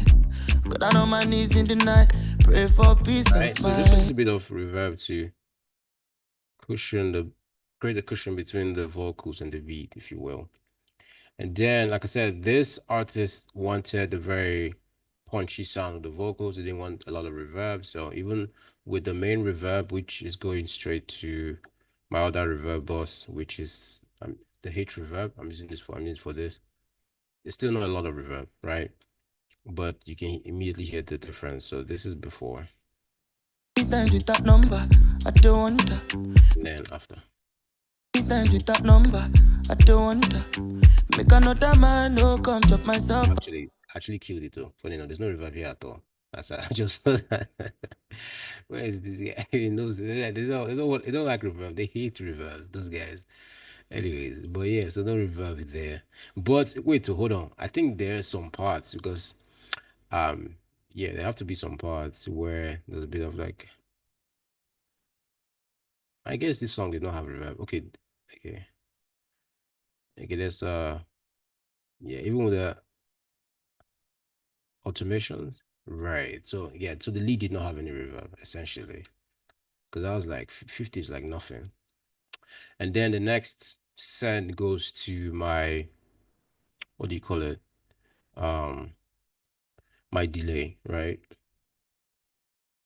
Oh, this is disconnected. Sorry.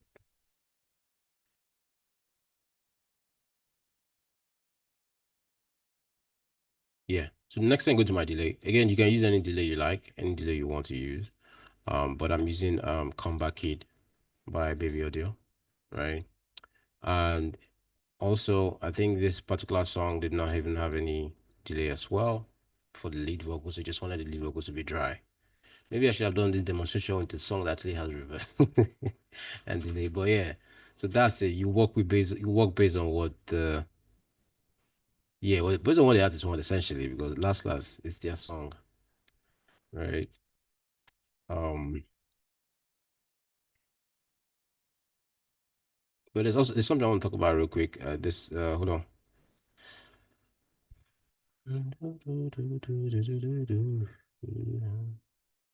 Thing is not seeing my camera anymore. I don't know what's going on. Oh, there's something in the chat. Sorry, I just ignored the chat totally. Ali wants to do his Q now, if that's okay. Okay, yeah. What's the time? Yeah, we can do that.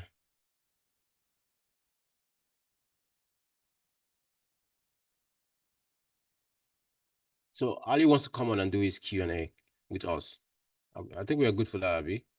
And we can come back and continue what we're doing, right? Because he's traveling to Portugal. And, we just had to kind of squeeze him in. So if you guys have questions about mixing and mastering in general, we're going to go live with Ali in a bit. He said give us 5. Tell him to. So drop your questions. Then I'll just put it to him and I'll bring him onto the screen.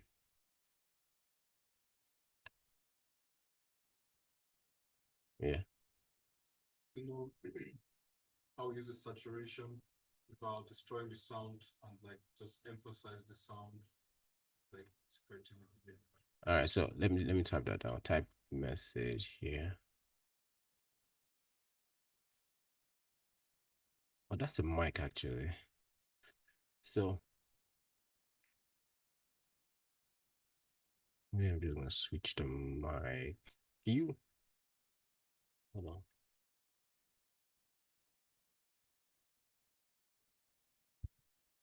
You bring that mic closer to you. Yeah. Yeah, so it's on. So say something. Test. All right, cool. So when we're ready, you're just going to, do you understand? So just, you guys just write your questions down, whatever you want to ask. Do you understand? So once he's live, I'll put him on the screen and then let's have a conversation real quick. But again,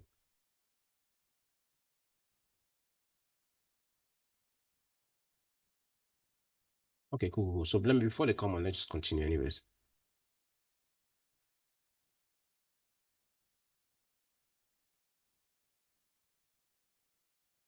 Yeah. So what was that? Okay, yeah. So the next, like I said, the next bus or send goes to my delay, but obviously there's no delay here. But there's something I want to talk about real quick. If you look down here, you see I have a multiple delay aux tracks, right? It's for a weird reason because I have like 2 tape delay here, for example. I have like 2 stereo delay and I have like 3 different reverb. Now, the reason I'm doing that is because sometimes I like to blend more than 1 delay or more than 1 reverb to create a particular reverb sound or some effect, right? So for example, now, there's something called, I have this, my very big reverb bus, 1, 2, 3, and I have 2 different reverbs here. I have a neo verb, right? And I have money verb, but it's inactive right now because I'm not using it for the song. And I have so technically, I'm blending both the very big reverb 1 and reverb 3 to create this. Where's the sound?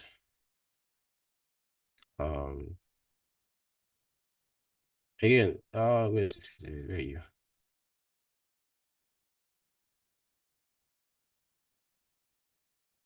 Adlib, I think. Big sound.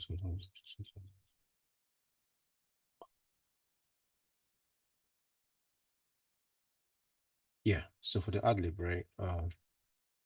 Say big background vocals.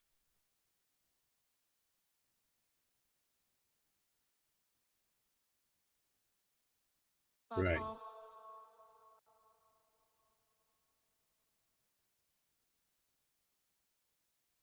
Hold on. Many trials and tribulations come, but we got no choice but to perform. Whenever I write my songs, I hope to always make right choice. Many trials and tribulations come, but we got no. You understand? Again, it's not necessary. Sometimes you might actually just get that reverb sound from 1 reverb. But I find that, I actually copied this from somebody, what's his name? Jesse Ray, right? Sometimes you can combine reverb textures to create something that is just different. Do you understand? Something that just makes your sound unique. I'm not actually using it so much on this record. I wish I had used a different record to demonstrate that, but you can actually get some very crazy effects, which is great. So essentially what's happening here is basically I have this same what do you call it, like reverb bus, right, going feeding into this very big reverb bus is going into very big reverb aux. 1, 2, 3. So the same signal is just going to 3 of them, right? And then I'm blending with their faders. If I wanted to just use this one, I'll just turn this one down. Do you get? Or if I wanted to just use the volume, I would just turn this guy down. So the mix essentially is happening here rather than from the send itself. Do you get? So that's just what I'm doing. I mean, something I like to do. Like I said, it's not necessarily very, very important. You can do without it generally, but I think it's something that works. Right. And then let's go over to the background vocals and the ad libs and stuff.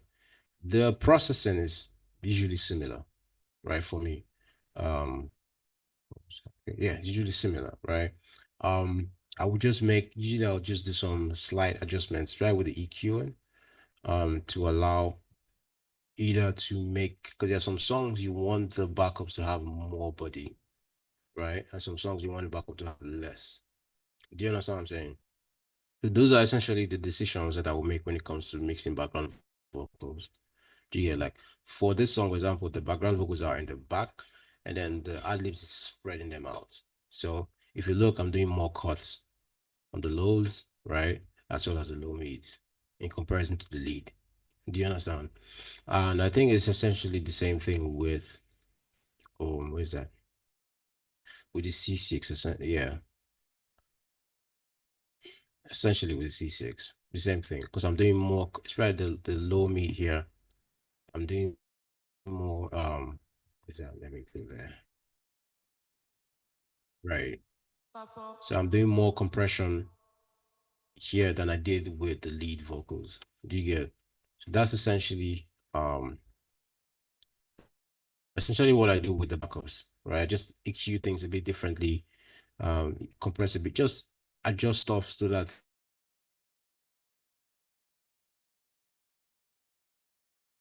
So he's going to give us his question and then we're going to weigh your answer. They can see you as well though. What's going on, everybody? Before you start, man, I want to say, Benie, man, this is incredible, man. You know, I've been since I've been just catching your content that you've been posting on social media from, being on Engineears.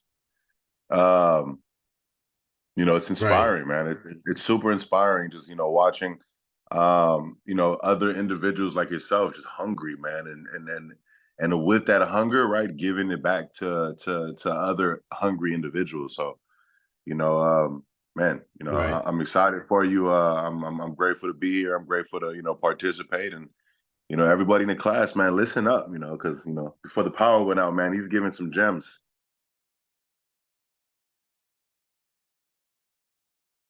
We're just going to jump right into the questions so that we don't waste your time and, while we still have the answer. Okay. How do you saturate and distort any sound without making it too harsh? Right. Personally, the way I just handle distortion, I do it in parallel.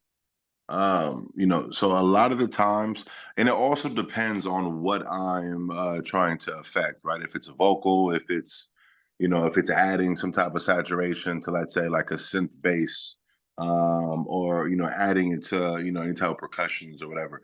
But speaking about vocals for a second, I would create a parallel track. One of my favorite distortion plugins that I use, I would use the Sound Toys Decapitator.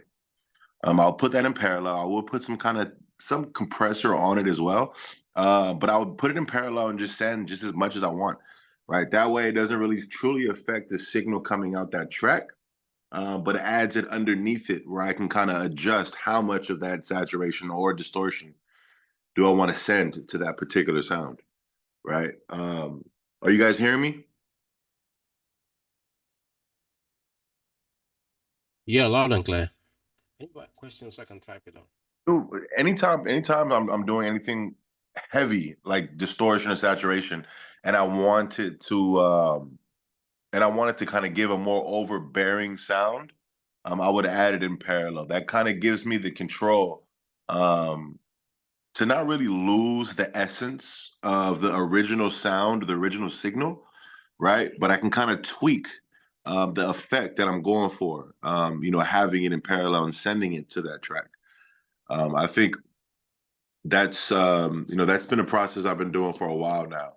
But like if you go back and go to like Section 80, right? If anybody has heard Kendrick's Section 80, that is probably the first and maybe the only album that that I would like distort the actual signal. Why? Because during that time we had a broken microphone. So the mic that we had and the mic that we were using for tracking, it was broken. We dropped it hella times. So it was already sounding kind of distorted. So I wanted to mask the imperfection of a broken mic with more distortion. And if you go back and listen to it, then you can kind of hear what I'm saying. Um, so yeah, that was like the only time I really added. That's one of the main times I really add heavy effects like distortion and saturation onto the actual signal. All right, great. Thank you very much. So we have The the Atmos second room said question. how wide would you recommend panning vocals and vocals in a record? Vocals and instruments. Vocals and instruments, right? Right? Vocals and instruments. So my panning, Yeah. the way Yeah. I mix in mono. So just for starters, I mix in mono, right? And the reason for that is because obviously when you're mixing in stereo, you're listening left and right. When I mix in mono, I'm able to listen to a song up and down instead of left and right, which allows me to kind of have kind of sonic placement of sounds, instruments, vocals, whatever, in a place to where I can kind of hear the depth of it, right? So when you think about panning, panning just opens up the width of like a sound spectrum. So when I'm panning vocals or panning instruments or panning whatever, what I'm doing anytime I pans anything is I'm trying to open up space within that sound spectrum for that sound to breathe, right? So if it's a vocal stack of, let's say, like 8 vocal stacks, right? I would go and I would do 25, 25, and then I go 50, 50, 75, 75, and then 100, 100. Right. I would do that just so I can feel that whole sound spectrum. But it's also dependent on that record. You're gonna hear me say that a lot, and I always say that a lot. Any effect that I do or any type of mix processing or mixing technique that I do, it's always based on that specific record, right? I don't mix off templates. I don't have presets, right? I approach every single mix as if it was the first time I mixed a record, right? And that's kind of given me the ability to always just try something new, right? I'm constantly still a student of the game. I'm to the point where, there's a lot of new techniques that are being developed daily, by engineers like yourselves, right? Based on, just trying different things. So, yeah, constantly becoming a teacher and figuring out new processes and new ways to do things. Right. Thank you very much. I'm gonna send in the next question. And it goes like balancing sound and gain setting. What would you go to plugin for making a record more dynamic? Q3, after doing all the basics like balancing the sound and gain station, what do you go to plug them in? So I'm still mixing on a console, right? I'm hybrid where I do maybe 70, 80% of my mix on a console. I have two. I have an SSL-J 9000 and I have an SSL-G Plus 4000. That's my personal secret sauce, right? The warmth, the depth, the feeling you get from these analog consoles. That's all the glue that I do. You know, the way, when you think about mixing, right? A lot of you might be mixing in a DAW, right? And it's just software, right? It's ones and zeros compared to a console that's been around for the last 50 years, 60 years. And there's smoke and ash and dust and dirt and all these things that have accumulated throughout this console. It provides any sound going through those channels. It gives it just more texture. It gives it a little bit of life. So me myself, the glue and everything that I do after my leveling and balancing, I use the SSL board compressor. That's it's essential, for me and all the mixes that I've ever been a part of, is that SSL board compressor, because it takes all of the tracks, right? All the 80 tracks that I have on the console, and kind of just glues that together to provide that final mix that I will then send to mastering. Yeah, so that's something that I do in every single mix. Is once I get through all the leveling, I get through all the processing, I'm happy with the mix. then you'll see me start to play on the console with that SSL board comp. All right, that's great. Thank you very much. And the next question is,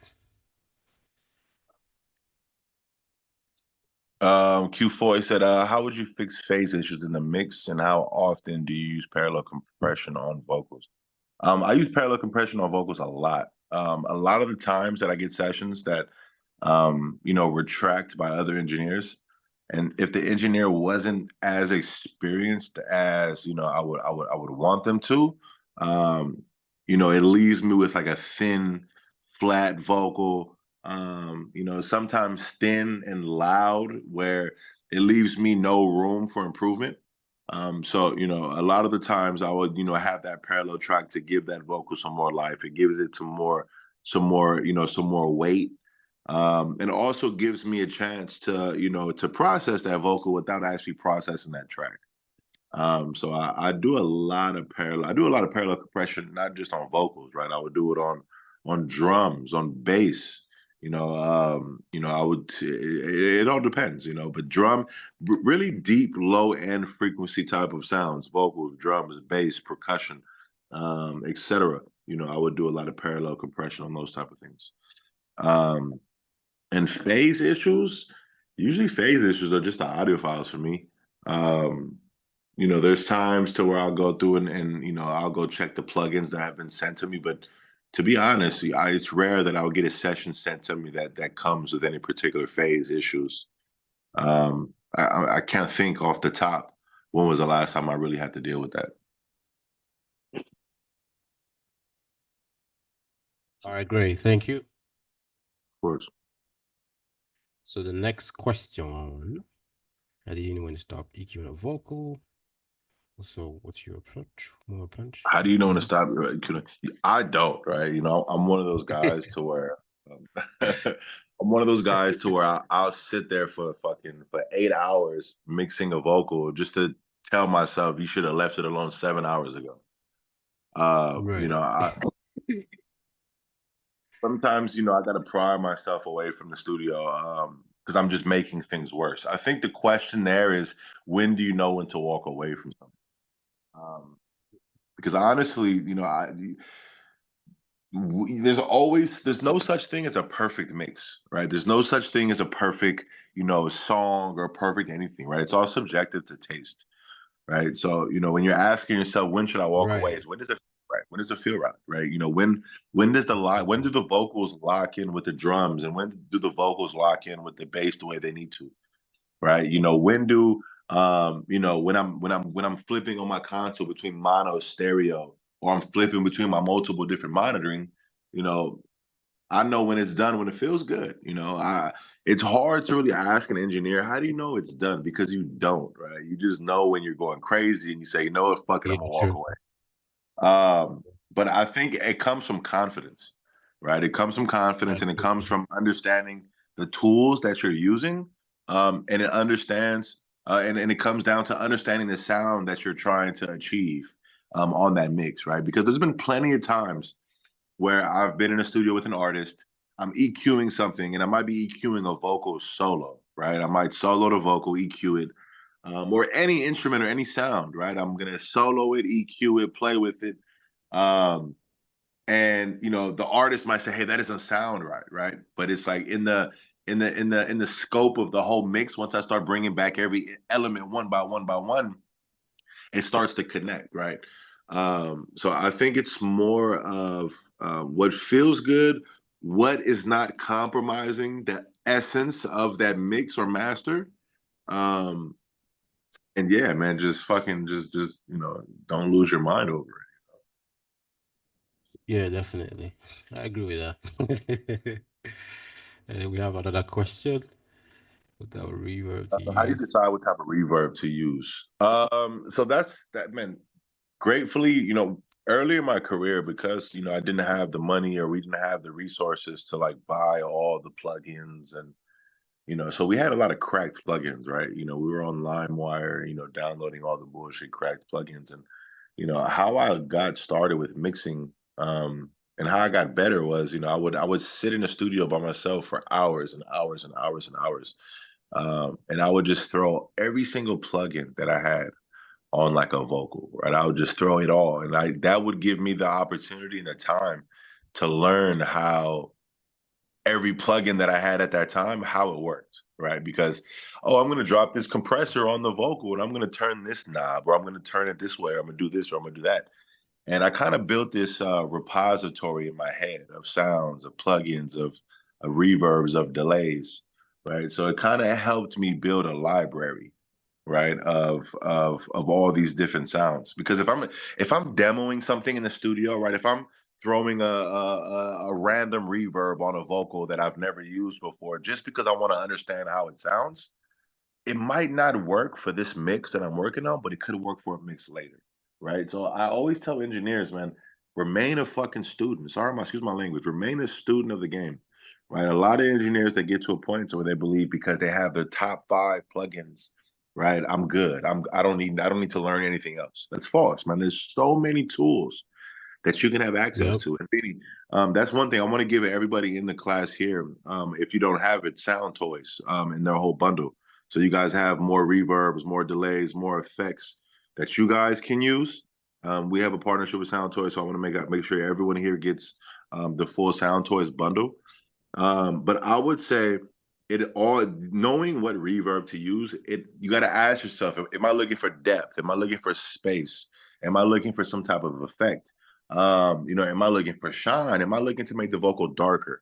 Right? Because reverb can do all of those things. Right. So it's always gonna end up be about, what are you trying to achieve in the mix that you're working with at that moment. Right. But in order for you to know that, you got to take that time, right? Now, I'm sure you all have jobs and lives and girlfriends and boyfriends and families and all that shit. But you got to take that time to dedicate and to invest into what you want to do, just like Beanie did, just like I did, right? And Right. learn all the tools you have access to, right?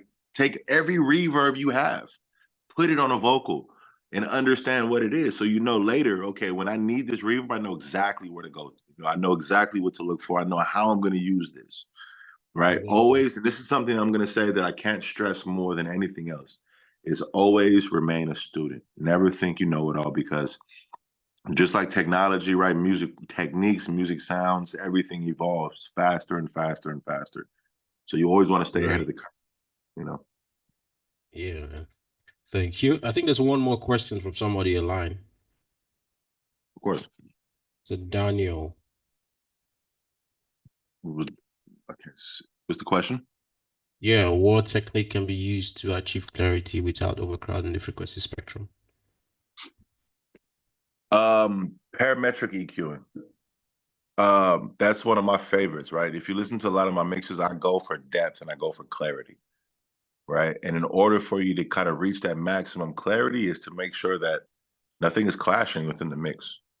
I do a lot of just carving, removing frequencies that are just trash Yeah. frequencies, because I do a lot of that, right? And you would be surprised on how much just you're taking your time, cutting all the dead air out of a track, right? And just doing all the parametric EQing to make sure that, a kick and snare, or, a bass and, a lead synth, or a vocal and fucking percussion and hi-hats, right? You can achieve like the separation between all these different elements, right? Just by ensuring that all of the sounds within that mix are sitting in their own pocket, right? Yep. It sounds, I don't know if you guys are following what I'm saying, but think about, refurbishing a car engine, right? Or any type of vehicle, right? If it's an old car, it still works, right? But when you start it, right, it's just gonna have that little bit of flutter. But when you take the engine apart and you clean every single nut and bolt, and you clean it up every piece by piece, and put the same engine back together, now you have this clean running vehicle, right? It's the same concept with mixing. Is when Yep. I always start with the lower. I talk about mixing songs like building a house, right? When you're building a house, the first thing you do is you lay the foundation, right? You pour your concrete. Once the concrete is done, you put the beams, and you do the walls, and you build the roof, and you put the whatever. So I always start with my kick and bass, no matter what mix I'm working on, kick and bass, right? And that sets the tone of my loudness of my mix, sets the tone of the whole song, right? You know, majority of the records nowadays are drum driven, right? You might get different genres that are more percussion driven, you know, vocal driven, etc. But a lot of the stuff that I work on is low end driven stuff. So I start with my kick and bass blend.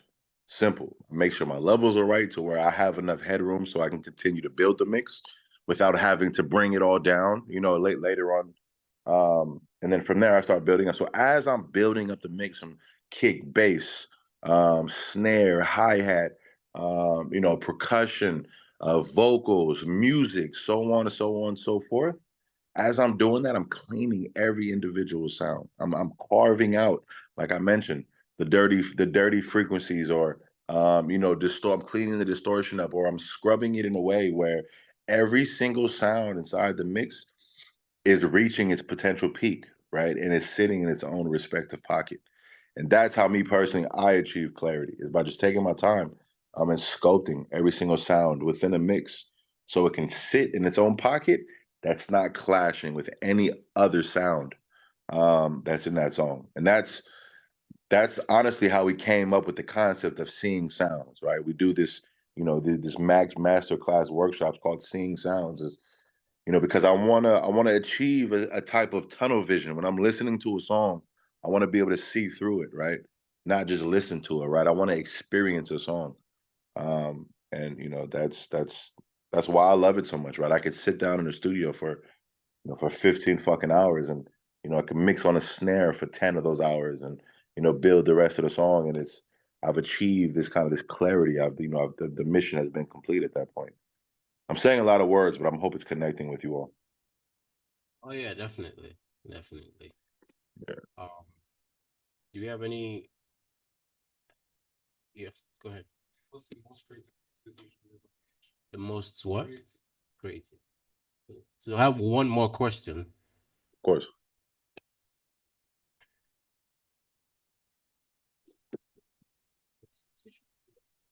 Without mistake, you see it mixes before they go to mastering. Man, nowadays there's so many common. Most common mistakes is over processing. Over processing.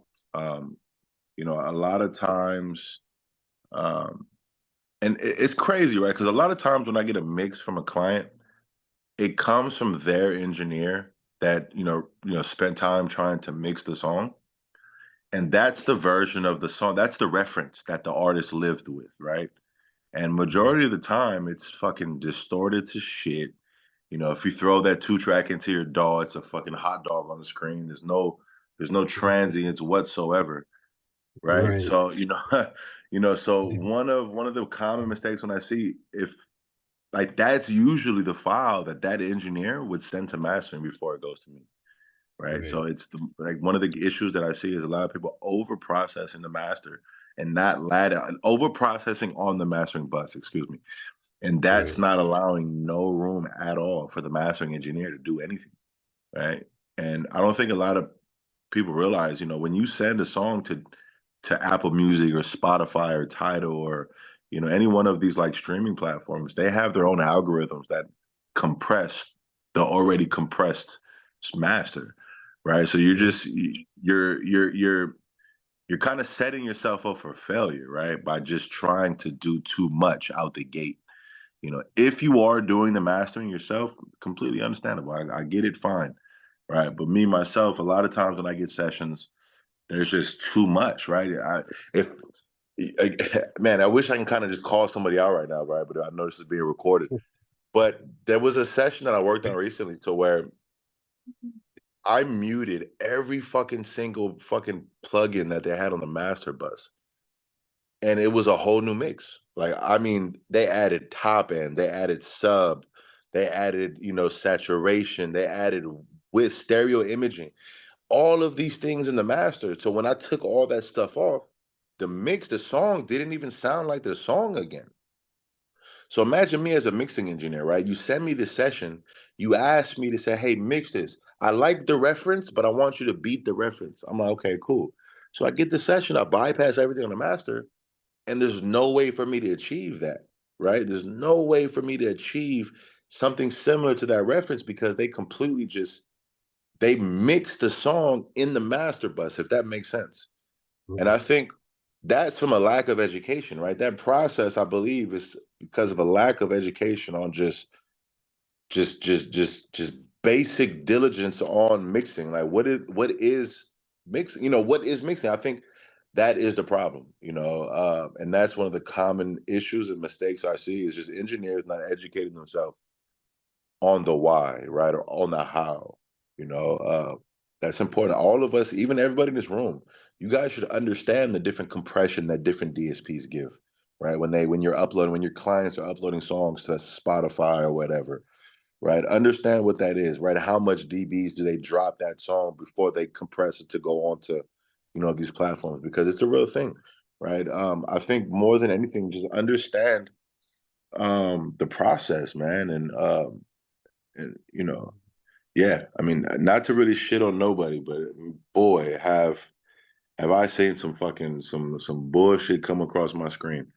And it's I would just say that just take your time. Don't rely on that master bus, right?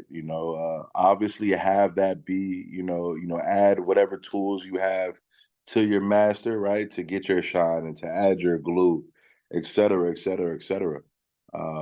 But your mix is your mix and your master is your master. That's my opinion. I'm an older school kind of guy, I guess you would say that. But yeah, man, Dr. Dre told me one thing important years ago. One of the first things Dre taught me, is you can always make things louder in the mix with the master, but you can never remove distortion. So if you have that master bus just slammed with all type of shit, once it's printed, it's printed. Once it goes to master, there's no way to remove that unless you obviously go back into the studio. So all that being said, I'm sure a lot of you guys are throwing a bunch of shit on your masters. I was doing that at one point. But again, man, just the more you're educated on the process and the more you're educated on the tools that you have access to in the mix, you can submit a mix at negative 15 dBs and it still sounds fucking fantastic, right? Because you put the work in. You're not just trying to, you're not trying to fix it in the master. Yep, definitely. All right, so we have one more question, and then we're just gonna let you go because you sound very tired. Yeah, I just landed in Portugal. It's been a fix. But no worries, man. Like I said, I love this type of shit, man, and I would love to find a way. I was planning a trip to go to Lagos some time ago. I was in South Africa, but it didn't work out. But I want to find some time, Benie, where we can come out there and connect with you, and maybe do even a bigger workshop. I was talking to a good friend of mine, is Kadaminant, Kiddo. We were trying to figure out how we can do some type of dope workshop. So this won't be the last time. I definitely want to plant my seeds more in Africa. All right, definitely. Thank you. Looking forward to that. So there's one more question, I think, and then we can let you go. No worries. So what was the most creative mixing decision you've ever made? All right, so one of the most creative mixing decisions.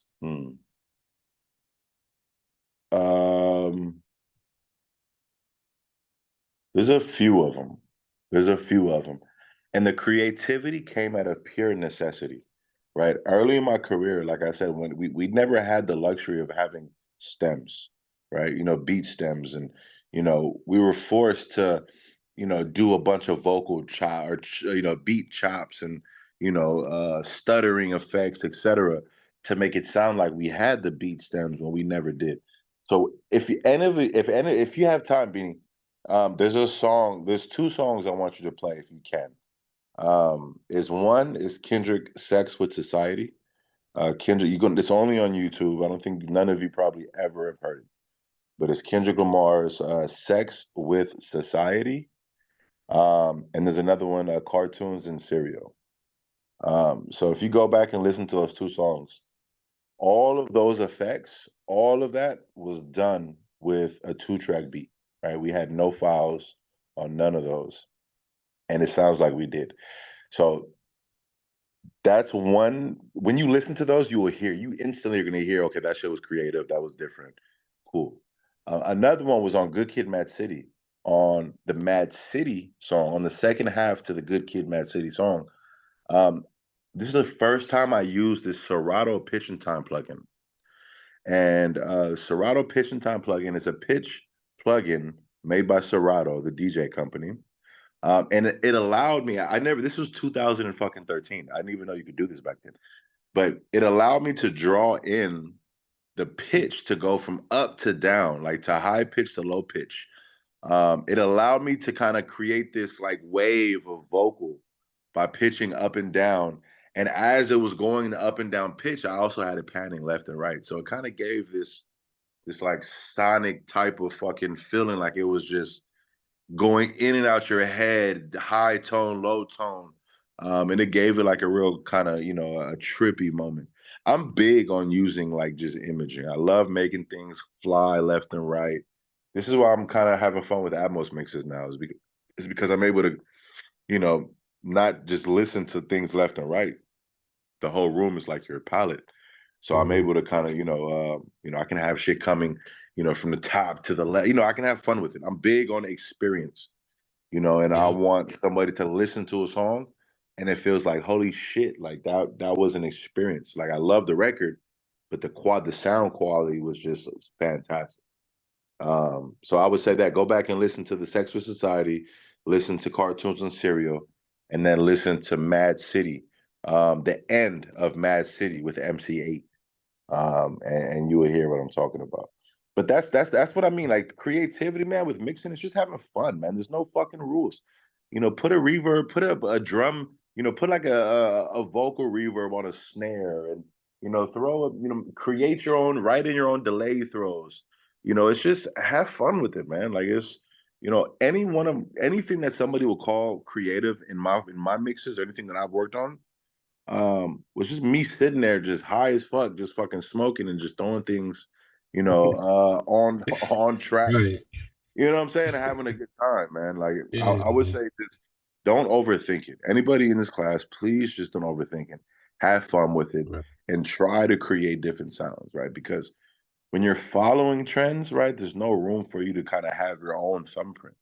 It's only when you kind of take that leap of doing the unorthodox, right? Doing the things that don't make sense. It sounds good, it feels good, but holy shit, it made no sense how you did that. That's how you create your own sound. And once you've created your own sound, that's when you're on your way, because now you're gonna have artists coming for that sound that only you know how to develop. So Right. have fun with it, continue to be a student. I'm gonna keep mentioning that. And on your free time, like if you all have free time, man, just sit down and just study, man. Like just look at all the plugins you have access to, throw them all, into a DAW and just tweak them, right?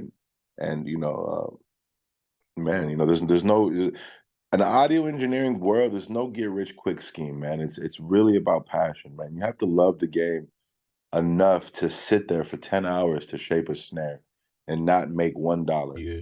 Right. You have to love it that much. And once you have love for the passion, you have love for the process, you have love just for the music, right? That's when everything is starting to change, because um, it's interesting. It's an interesting thing. And this is really why we built the Engineers platform. Is if anybody's familiar with what we built, engineers.com, a platform that we built based on all the problems that I had as an engineer coming up, getting paid, getting credited, just tracking my business. It was pure, at a pure necessity. And that's why, Benny, it was so good kind of just connecting with you and seeing how you've been adopting the platform. I feel, that's why we created this, for people like you that, love this shit, that, you doing these workshops and you want to see other people succeed through your experiences. Like, I'm going to support that shit all the fucking time. So, Appreciate that, man. man, just Appreciate that. but what I'm gonna do for everyone here, Beanie, I know my daughter's over here snoring. I'm gonna get Beanie, give me a list and an email of everybody in the class. We'll get you all sound All toys, right. the whole bunch. I think we also mentioned we're gonna gift. We're gonna let you guys are gonna raffle. Did you already announce this stuff? Or am I cutting your legs off right now? I mean, I already announced the Pro Tools license. Yeah. So we have Okay, cool. 10 Okay, Pro Tools license. And we got 10 people. pros license, but I'm gonna give Yeah. everybody sound toys so everybody can walk with something. Yeah. And then what else? And then fuck it, Meheret is on the call. She runs user success on Engineers. If anybody's interested in wanting to learn how to use the platform, we can give you 2 free months on the Engineers platform, so you can kind of understand how the tools work, and you can kind of help grow and start your business. So I hope you all, I hope you all, continue your journey. Like I said, I seen Benie posting that he's doing a workshop. I'm like, yo, I just DM'd him. Like, I would love to find a way to help support. I hope you do more of these, Benie, please. And hopefully the next time when I'm in Lagos, we could do one together. All right, bro. Thank you so much for your time. We're gonna let you go. Enjoy the rest of your day. My guys, I appreciate you guys, man. You guys enjoy, have a good time. right. Listen up, and yeah, I hope to see you soon. Beanie, send Mehmet those emails so we can get everybody sorted, okay? Yeah, definitely. All right. All right. Thank you. Enjoy. Have a session. I think I'll go now, Navi. Okay. Oh, wow. Let's start it by mistake. All right, so I am going to continue from here, and we're going to go into Equator with the mixed format. So I'm just going to walk you through how I mastering change. Okay, cool. Right.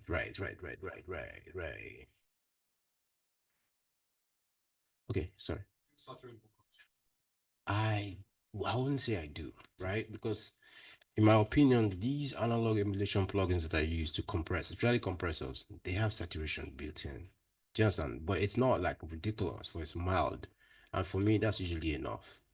Do you understand? So except I need to create some special effects that requires that, then I'll use this newfangled saturate. It's like one of my favorite saturator to use. It's actually very easy to use. Actually, let me show you what it looks like. So let's say one saturate this vocal, for example. Saturate. Yeah, newfangled.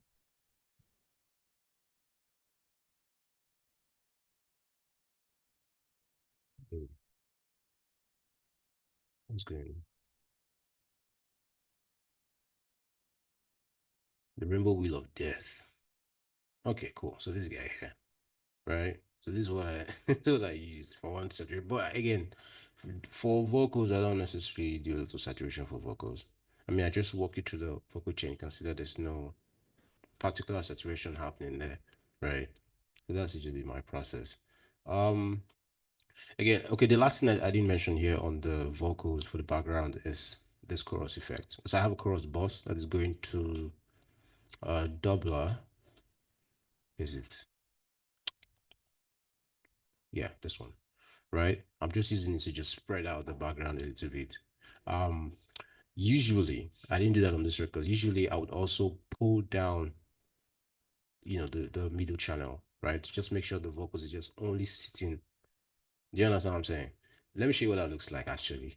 So let me show you what that looks like. So just gonna take this, and I'm gonna do this directly on one of the vocals, so we can actually hear how it can actually affect the sound. So let me use it on a vocal that is also a background that's playing alongside with the lead, so we can hear that effect. Okay, so for example, right, we have this. Ooh, we can't hear anything now. Hold on.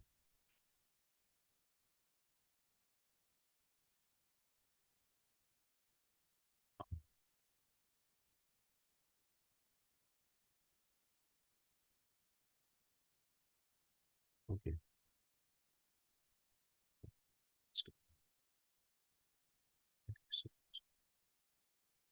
But we got no choice but to perform whenever.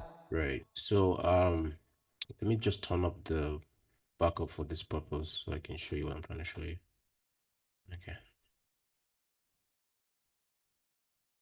But we got no choice but to perform Right. whenever. You can get the backup. So usually, okay, no, so essentially what the doubler will do is let me load that up. Just gonna use anyone for now. So if I pull this middle channel down, I reduce that, it's going to push the vocals to the side fully, right? And just leave that center for the lead vocals. Do you understand? So that's what I'm doing with that bus. That's what I would usually do with that bus, just in case, right?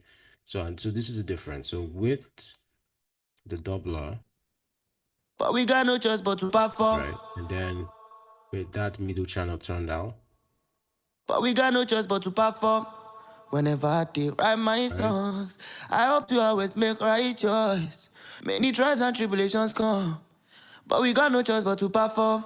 right? Whenever I did. What? I do it again, right? Okay, cool. So with the B.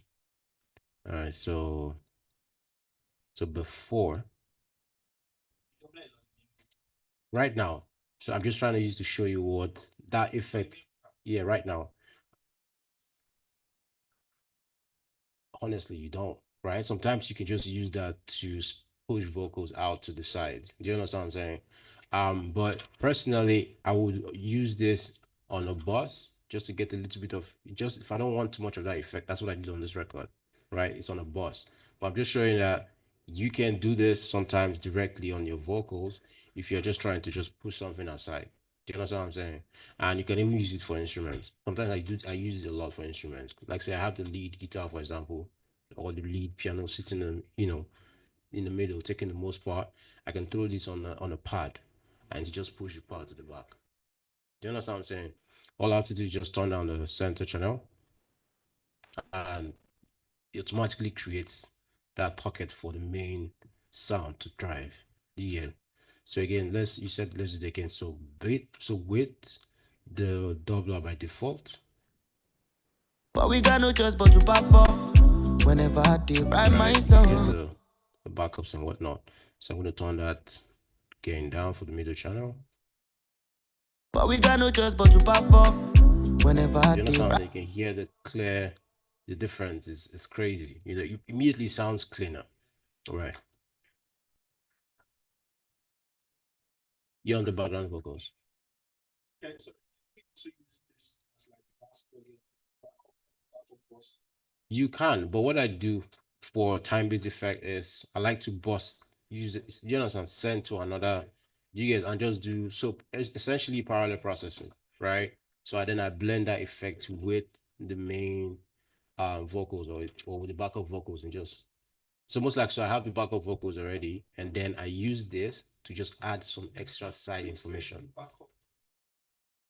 to a bus and add this to it and use to create extra side information. But what I'm showing you with this is how, if you're not trying to create extra side information, you could just use this to just push out stuff to the side. Do you understand what I'm saying? Exactly. That's what I'm trying to show you here. But for this record, what I did here is use it to add extra side information. Do you understand? By sending to the doubler. Do you understand? Just to spread out the backups a little bit, make them sound a bit more fuller, if you will. Do you get what I'm saying? Instead of just being in this middle or just the normal, yeah, essentially. Ooh, okay, cool. So that's literally okay. I should bring it back. Okay.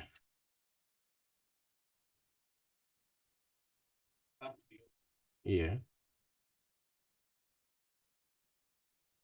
Okay.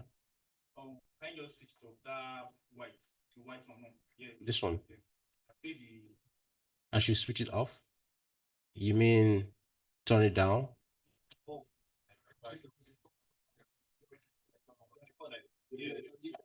Okay. All right. But we got no choice but to perform. Whenever We will go on it. Okay. Okay. And then it sounds more wider for like backup or something. Yeah. So what's your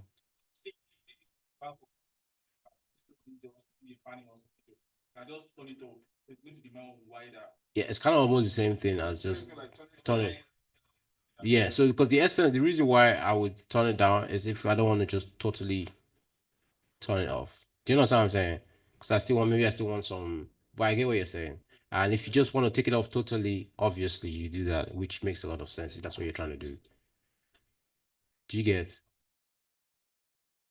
Do you understand? And for me, it's actually I use this a lot on the main track. If, for example, let's say I receive a song, right? And then I only have maybe like one or two backup tracks. Do you understand? And obviously, when you have, let's say you have one lead and then you have two backups and you pan left and right, you just create a nicer sound, right?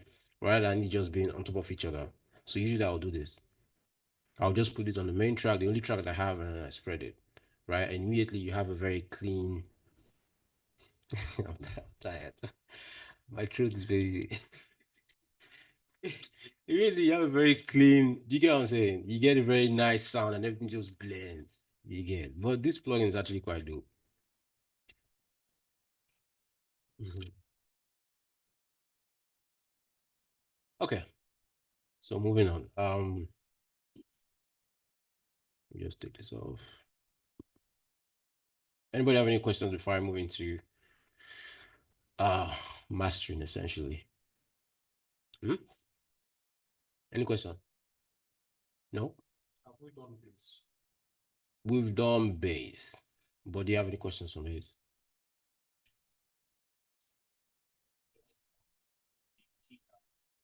Yes, I can. Okay, so changing bass to kick. Okay, you want to know about that? Yeah, let's talk about that. Yeah, let's talk. So okay, cool. Let's see what I'm doing here. Blah, blah, blah, blah, blah, blah, where's you? Cool, cool, cool, cool, cool. Yeah.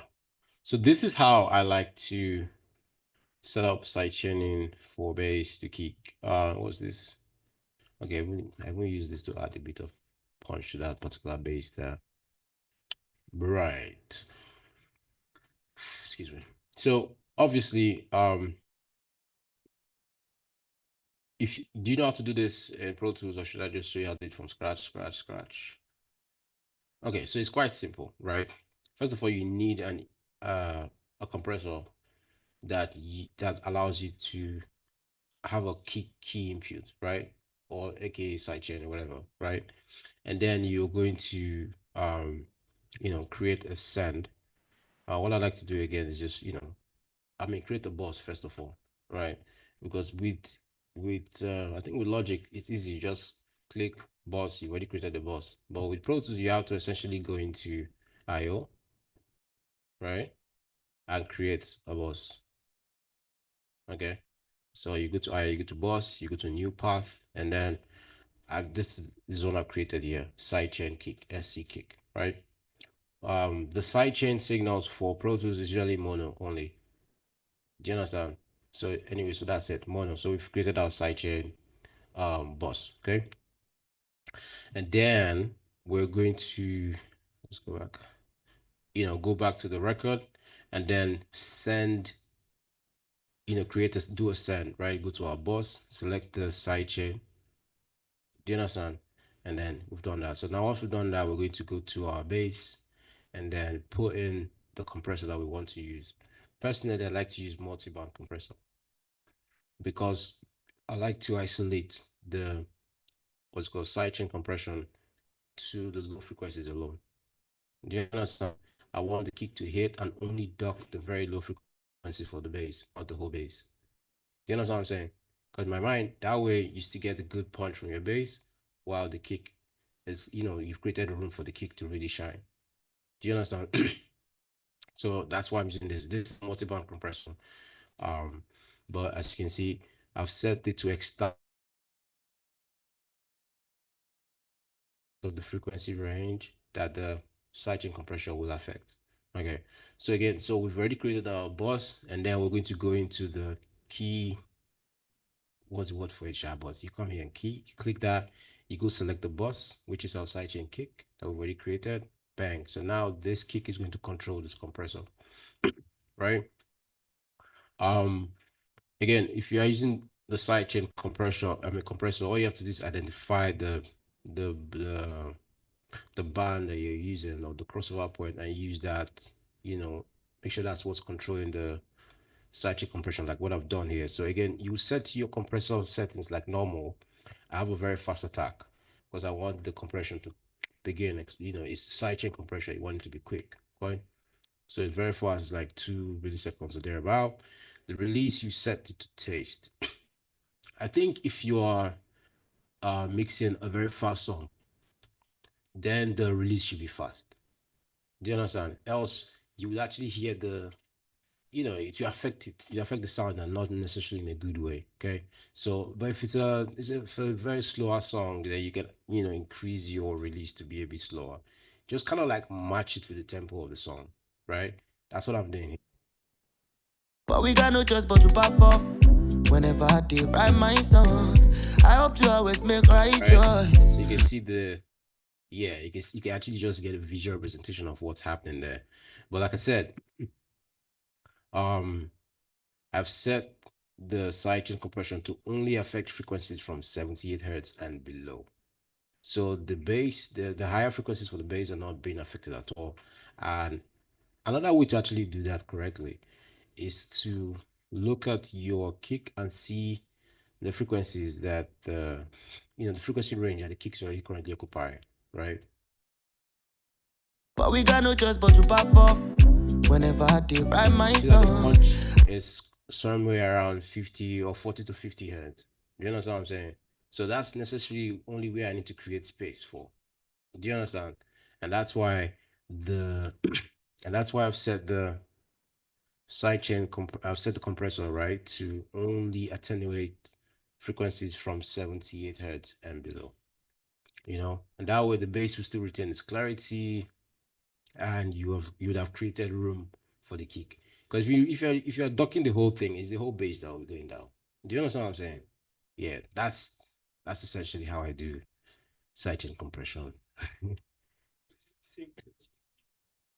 Oh yeah, the only difference is how you set the boss. Like, okay, let me open Logic real quick. Here's this guy. Move. So if you're going to set a boss in Logic, it's as simple as just going send and then go boss and then just boom, you've created a boss. Do you understand? That's just it. So then you put your what do you call it? Excuse me. Oh no, actually, no, you're right. It's different for Logic. Really different. Because if this is our bass, right? So this is our kick, this is our bass, and we put in the compressor here. It's actually very easy in Logic. Let's go to where's the isotope, neutron, stereo, right? I'm gonna do it. Okay, cool. So I mean, sidechain compression is very easy in Logic because all you have to do is select your signal. So I can just go and select the track itself. So this audio one now, let's call it kick, right? You just go and select audio one kick. Do you understand what I'm saying? It just takes signal directly from there. It's so straightforward. And then as usual, you would set, which frequency range you want the kick this compression to affect, and when you play the sound, you get the same result. Yeah, I think it's a lot easier in Logic. Logic is just not as fun to me anymore. Even if I've mixed a lot of songs in Logic. I've mixed Spinall's second album, third album, fourth album with Logic. I did all Jimmy Jazz songs from Feeling the Beat featuring Whiskey to his last song with Logic. I mixed over 500 songs with Logic. But the crazy thing is, when I was mixing in Logic, I was using Pro Tools workflow. Because all the guys I was learning from on YouTube were using Pro Tools. Literally. So I would actually work according to what I was saying from them. And because their workflow also was more analog than digital. That's why I use a lot of analog emulation plugins. And I find that it sounds very transparent. And as you can see, it's easier, in my opinion, to achieve, the quality of sound that you're trying to achieve. Anyways, what else? Okay, so what else? Anything else? You need to get a reference on like how much sound like. Okay, so when you're starting, I recommend that you mix the reference. But I mixed a lot of songs to the point where I kind of know what I want to achieve. But sometimes an artist might be like, oh, I would like the record to sound like this song, right? Then you go and listen to that song and try and say, okay, cool. So you can get an idea of what they're actually going for. get an idea of what they are hoping to achieve with how the vocals sound or how the beats sound, and then you use that. So referencing is actually quite important, but for the most part, you do it so many times, you kind of just have an idea of what you want the song to sound like. No, go ahead, please. How much do you expect the producers to kind of already apply certain effects? Because as a producer myself, I don't really know when to stop doing production because I'm Right. already aware of, Right. I mean, compress something, Yeah. add a reverb on the Yeah. guitar and send Yeah. it. Yeah. Or would you prefer getting quite dry stems from the producer? When it comes to the beats, I would say do your beat to how, do you understand how you want it? Do you understand? So if you want to compress it, compress it. That's why you can see that I am not necessarily compressing individual instruments because they already, do you understand? They already come compressed. Do you understand what I'm saying? And even the samples you use to make those beats are already compressed. Do you understand what I'm saying? So because of that, I don't compress individual tracks, except I realize that, oh, maybe this particular sound really need to be compressed. Do you understand what I'm saying? Then I was okay, let me compress that. But usually just make the beat, do whatever just make it to, I guess, your satisfaction. And then all I'm going to do usually is carve out space for every track, like Ali even mentioned, right? Carve out space for the track in the song and then take out resonant frequencies. Like that's literally what I'm doing. Like if I open this, you can see that. Look at that. Do you know what I'm saying? I've carved that out. Simple something else. The same thing. Just taking out what's not important, you know, targeting resonant frequencies. What's that actually? Let's see. Um Looking now, most of all these shorties want. like this song, for example, had a bit of muddiness, this particular sound around here. That's what I took out.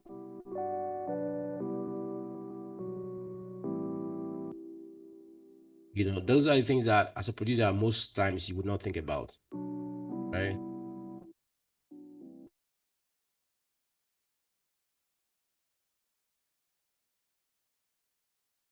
So those are the things that I would now do. But as far as compression, just compress how you want it because compression usually adds character when you're producing.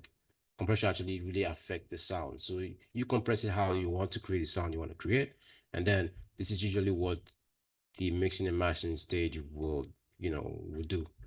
Carve out stuff, make stuff sound nicer, and that's that. So the main part of mixing and mastering, if you ask me, is actually even the vocals. That's why whenever I'm doing breakdown, I focus usually on vocals because if you can achieve a very great sounding vocals, you're done. When the artists listen to the song, they don't necessarily listen to the beat first. They listen to their vocals. Let me just tell you. They want to hear their vocal sound. You get, but like I said, so let the producer do their thing, make the beat sound. Let me show you guys what the before of this song sound like, the reference track. And then I'll show you then I'll play the song itself so you can hear what the mix did to it. So that will give you a much clearer, how would I put it, clarity on what mixing does essentially. So this is the reference track that I got for the song, right? Come top myself, I know it's what I signed up for. Me, I be anointed, yeah. And I know say, last I could do alright. Go down on my knees in the night, pray for peace of mind. Sounds good, right? And then this is the mix one. Come chop myself, I know it's what I signed up for. Me, I be anointed, yeah. And I know say, last I could do alright. Go down on my knees in the night, pray for peace of mind. Many trials and tribulations come, but we got no choice but to perform. Whenever I did write my songs, I hope to always make. You can hear how muddy the bass was. Do you get what I'm saying? Well, after the mix, everything's like balanced. So that's essentially it. Do you get any more questions? Yeah. Right. Yeah. Mastering. Beautiful. That's a very beautiful question because it's very important. And see this, there's this plugin here, right? This is a VU meter, right? This is always sitting at the very top of my mastering chain so I can monitor my levels. Now, if we play, Come chop myself, I know it's what I signed up for. Me, I be anointed, child. And I don't say last night I could do it right. you know, we're not even hitting zero, right? That's because I even changed some plugins, but my target is usually zero, right? Because like I said, I changed the plugins from the UAD ones to, so maybe the EQ, I'm sorry, the compression for the drums might sound a bit different, but my target is usually zero because at 0 dB here, you have about 6 dB of headroom to work with. Do you understand? Like 6 dB of headroom to work with is perfect for mastering. Like it's just because with that you can do everything that you want to do and everything will sound great. Like let's look at the meter actually. So I'm going to turn off everything here. Turn off everything there. Come chop myself, I know it's what I signed up for. Me, I be anointed, child. And I don't say last night I could do it right. Got down on my knees in the night, pray for peace of mind. Many tries and Look down there. I don't know if you can see it. So you see minus 8 dB. You understand? And that's actually quite correct because up here we're hitting like maybe like 2 or something.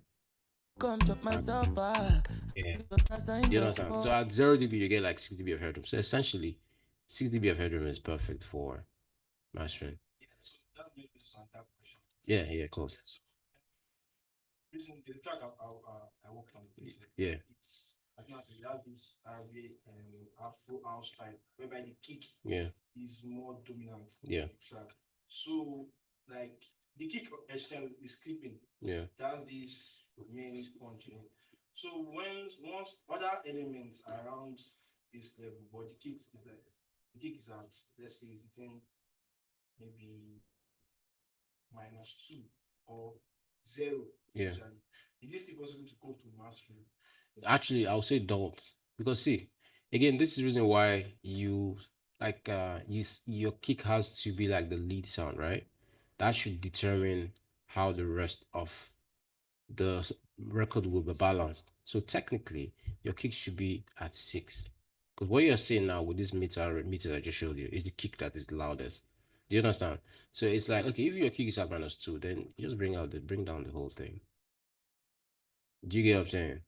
And then before you get to your mastering. But like I said, I don't know how you work. If you're doing bus processing and you bring down the whole thing from -2 to get to that -6, you will have to go back to your bus and start to, adjust things so that everything can be tight again. Because if you do that, obviously the drum compression is not going to sound the same, the bass compression is not going to sound the same. But essentially, when you're mixing, just make sure that your kick is like what's hitting that -6 or -5, right? And then every other thing else will just follow.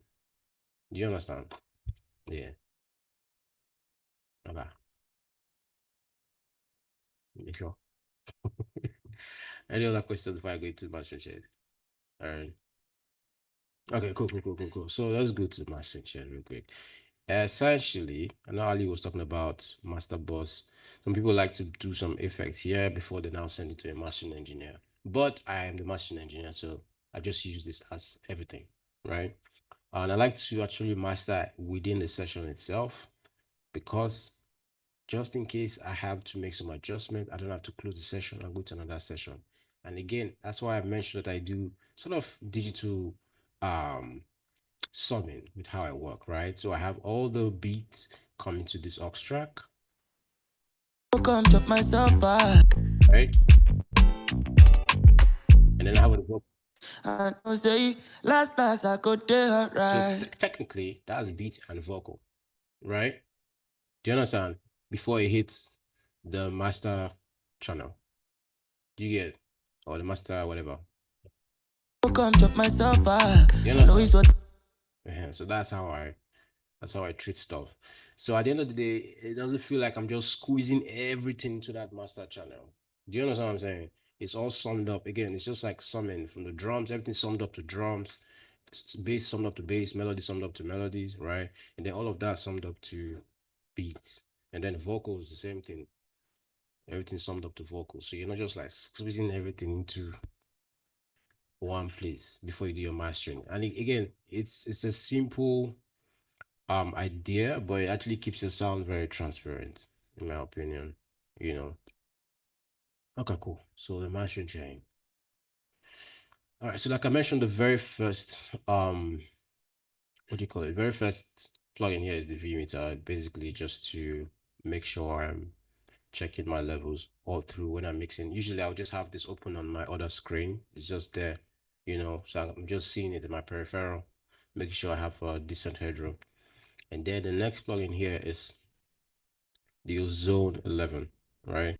Now this is like three plugin in one, essentially, because I have a first dynamic EQ here, I have a second EQ, and I have an imager, right? Now with the dynamic EQ, what I usually do with this is this is a long time ago then. I've changed my methods. I'm just targeting resonant frequencies here, right? But in recent times, I would set this to mid sides and process both sides and mid separately. But on this track, as you can see, I just processed stereo, right? So let's look at what I'm doing here. I'm taking some resonant frequencies around here, Come chop myself, right? Right, so that's what I'm targeting there. And there's another one here. You hear how sharp that is. And then another one here. Do you understand? So it's almost like the same way I mix vocals where you fix problems first. You get to tone shaping. Do you understand? You get to compressing. Exactly. So that's the same process with with mastering essentially. And then I go to so from the first EQ, again, the signal flows from there to the next EQ, right? And then with this one, I'm actually not doing anything crazy here. I'm just doing like a 1 dB boost around 60 hertz just to add punch to the kick and bass. Just a very simple. come chop myself. You understand? Very, very simple stuff. And then from here, the signal goes into the imager. This is my favorite imager to use because you have multiple bands. You can split into four, right? And then process each band separately. Because generally with the let's say the waves imager or whatever, S1, if you just spread stereo, you're spreading everything. Do you get? And sometimes that might work, but sometimes you notice that the kick starts to sound hollow. Yeah. Do you understand what I'm saying? So, but with this is what I'm doing. Let me put the crossover points. You know, I've set the crossover point from like this first one is 8K to up, 8K up, and then the next one is from 1.8K to 8K, and then this goes from 100 to 1.8K, sort of like the mid even. This is the mid essentially, Come chop myself, right? I know it's what I signed up Mid, for. Me, I be anointed. and then the low frequencies,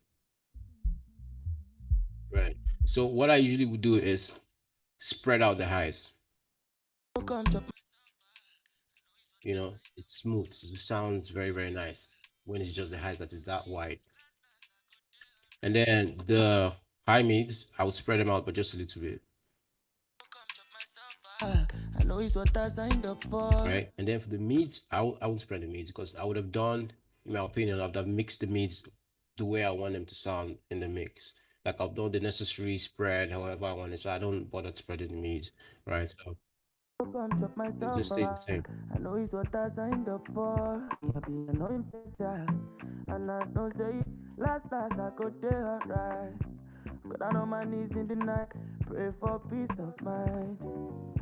Many trials and tribulations come, but we got no choice but to perform. And then the lows, for the lows, yeah, I don't even spread the lows. In fact, I make it into mono. I squeeze it, right? So as you can see, I've dropped this down to, I guess, you can say minus 40. So that brings the low a bit closer to mono. And then you just get like a very punchy low end. You get like so.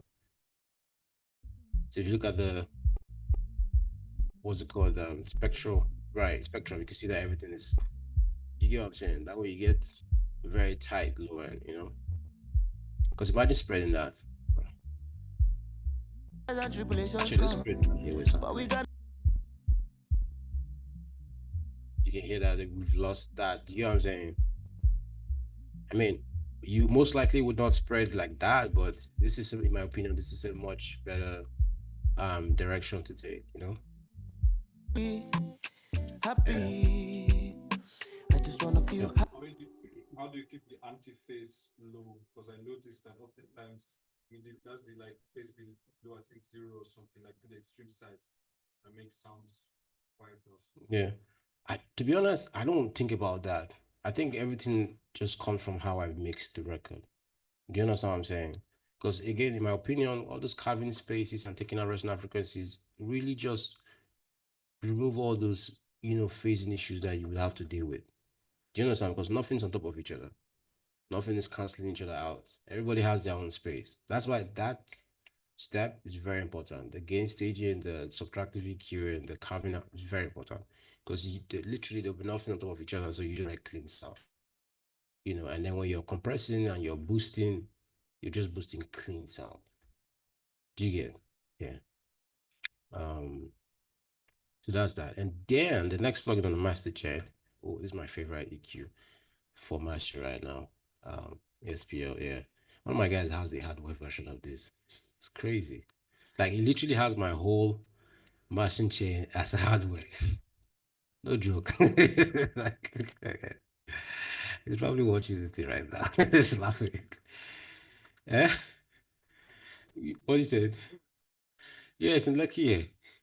It's not far, trust me. It's crazy. It's amazing. So, anyways, so this again, this is a parametric EQ, and this is my favorite EQ for mastering. And I like the fact that this has low frequencies, low mid, and then the high mid and then high frequencies, so you can really make detailed adjustments, right? But again, because it's mastering, you would just need to make very tiny adjustment to clean things up. That's why again I like to master in my so let's say there was something that was like really crazy. If I have to do serious adjustment from it, then I'd rather do it from the mix, right? You go and target what's causing that and then fix that. So because all of this is just meant to just polish things, obviously, like I said, these EQs already have their own default EQ curves. So you're getting that character. Do you understand? And then you just make your own adjustment to just tying everything together. Okay, so let's go over here. So on the low frequencies, I usually just do a boost around this. That was that 61 hertz, essentially. Come chop myself, I know. Let's see. Come chop myself, I know it's what I Right. signed up. And for this song, I'm doing a boost up to 4 dB. That's a lot. Usually I don't do up to that much, but yeah.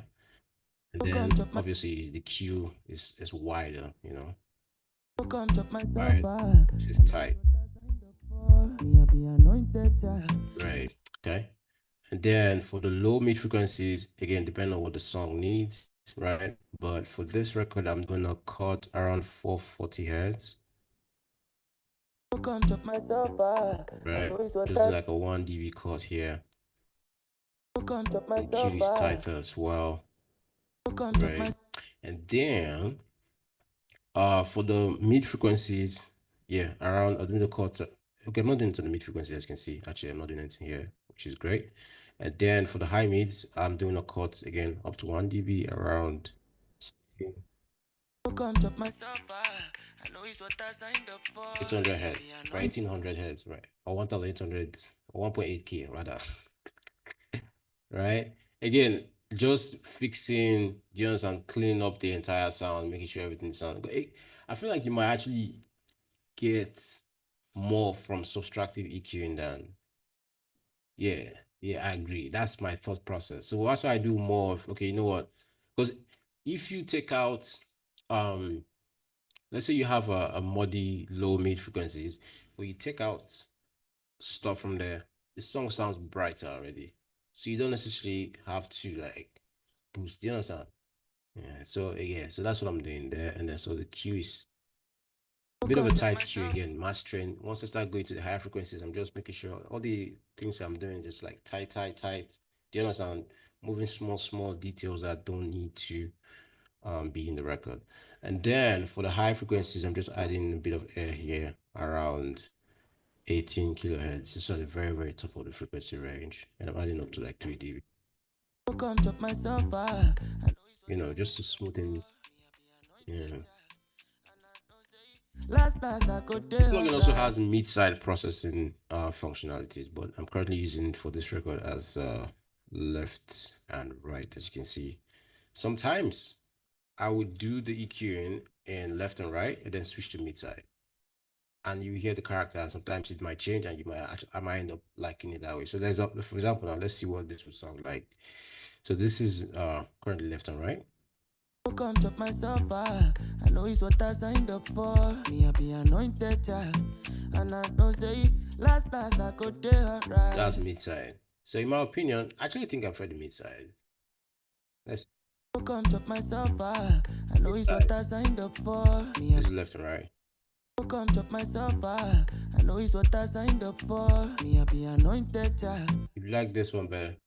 Okay, I agree. I was thinking about it, just like I agree. Okay, cool. So again, back to what Ali was saying just now. It's very subjective, right? Yeah, but I think you do it so much, you start to actually develop a very good taste of what sounds good. You know, that's a good thing about all of this. Yeah, sure. Mm.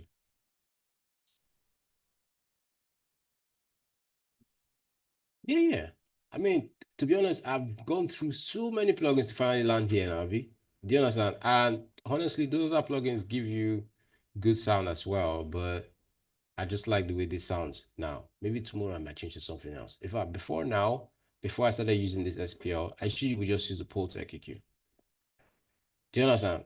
Actually, we just only use the Pultec EQ. But you know, I played with the um actual version of this, and I was like, oh, this sounds great. And then I listened to the EQ and it sounds, I mean, I listened to the plugin and it sounds very close, and that's why I ended up using this. You get like if I want to just go and try it inside here, what it sounds like, I'm good. Let me look for the plugin. Well, that's what I can afford right now. Because this EQ is like nine grand. Yeah, so and nobody's gonna pay me 9 grand to mix their song. So I mean, right now, anyways. But yeah, so that's that. Um, what else do we have here? There's actually another feature I like here. This thing has. It's called this auto bypass feature. So if I turn that on, it keeps going off and on, right?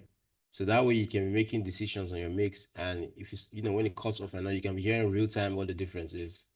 Like, Come chop myself, I know it's what I signed up for. Me, I be anointed, child. okay, And I you look don't at say, it last off I could do right. But I on my knees in the night, pray for peace of mind. right? It's actually quite cool. So, off. Okay. So that's that. So again, we fixed problems. We started to shape the tone of the entire song with this EQ, and then we're going to go into compression. Then understand? Again, so the same process: fix problems first, tone shaping, and then compression, right? And then, oh yeah, this is where I do saturation as well in mastering. I'll show you the next plugin. So yeah, then this is another one of my favorite. I guess compressor now for mastering. I've also tried out the analog one. That's what led me here. That guy has the same one. It says, yeah. So yeah, this compressor is actually quite nice, but I think what you need to understand about compression when it comes to mastering, in my opinion, is obviously you need a very slow attack because you do not want to affect your transient, right? You just only want to affect the tonal part of the sound because you need your punch, right? And then you need a very fast release. So that's what we're doing here. Slow attack, very fast release, right? And then usually again, just a dB of gain reduction is enough to glue the whole sound together, right? Let's listen and see. Come chop myself, I know it's what I signed up for. Me, I be anointed, child. And I don't say, last I could do right. But I on my knees in the night, pray for peace of mind. Many trials and tribulations come, but we got no choice but to perform. Whenever I did write my songs, I hope to always make right choice. Right, so as you can see, we're hitting 1 dB of gain reduction, which is quite cool. But there's also something I'm doing here. I think a lot of mastering compressors have this feature. I think the G-Boss has it as well. I have you see there's a high pass sidechain filter, right? I've set this to 90 hertz, so which means the compressor is not necessarily going to react with sounds below 90 hertz, right? So that way my kick stays punchy. Do you understand? Which is what you want. And yeah, so that's that. This plugin also has a mono maker as well. So anything you set that is below that frequency, you just fold it into mono. But I'm not using it for this song actually. This song. And then there's one more thing here. This thing has a air bass. It's actually quite cool. It adds a bit of thickness to the song if you need it, right? Let me turn it on so you hear what it sounds like. Come chop myself, I know it's what I signed up for. Me, I be anointed, child. And I don't say Sometimes that's the secret to just get it. But I didn't use it for this song. I didn't think this song needed too much of it because this is a song that if you when you crank it and it's loud, you just hear the bass. So there's no need for me to add that. Yeah, but this is that. But essentially, compressing when you're mastering is just slow attack, fast release, anywhere between 1 and 2 dB of gain reduction to just glue the sounds together. High pass filter, I mean sidechain filter, so that compressor is not affecting the anything below 90 or depending on what the song is, but it make sure the compressor is not reacting to just the kick. Yeah, essentially. Um, what else? This also has mid side, but yeah, I'm just doing stereo mode for this right now. I don't think I compress mid sides to be honest. I usually just do stereo. Okay. And then the next plugin here is the black box. Now, this is what I'm using to add analog saturation to the entire song, right? This plugin is actually easy to use. It gets very aggressive, but it's easy to use. So, the way it works is you set your saturation, and then it feeds into your pen tool, then your pen tool feeds into the triode, right?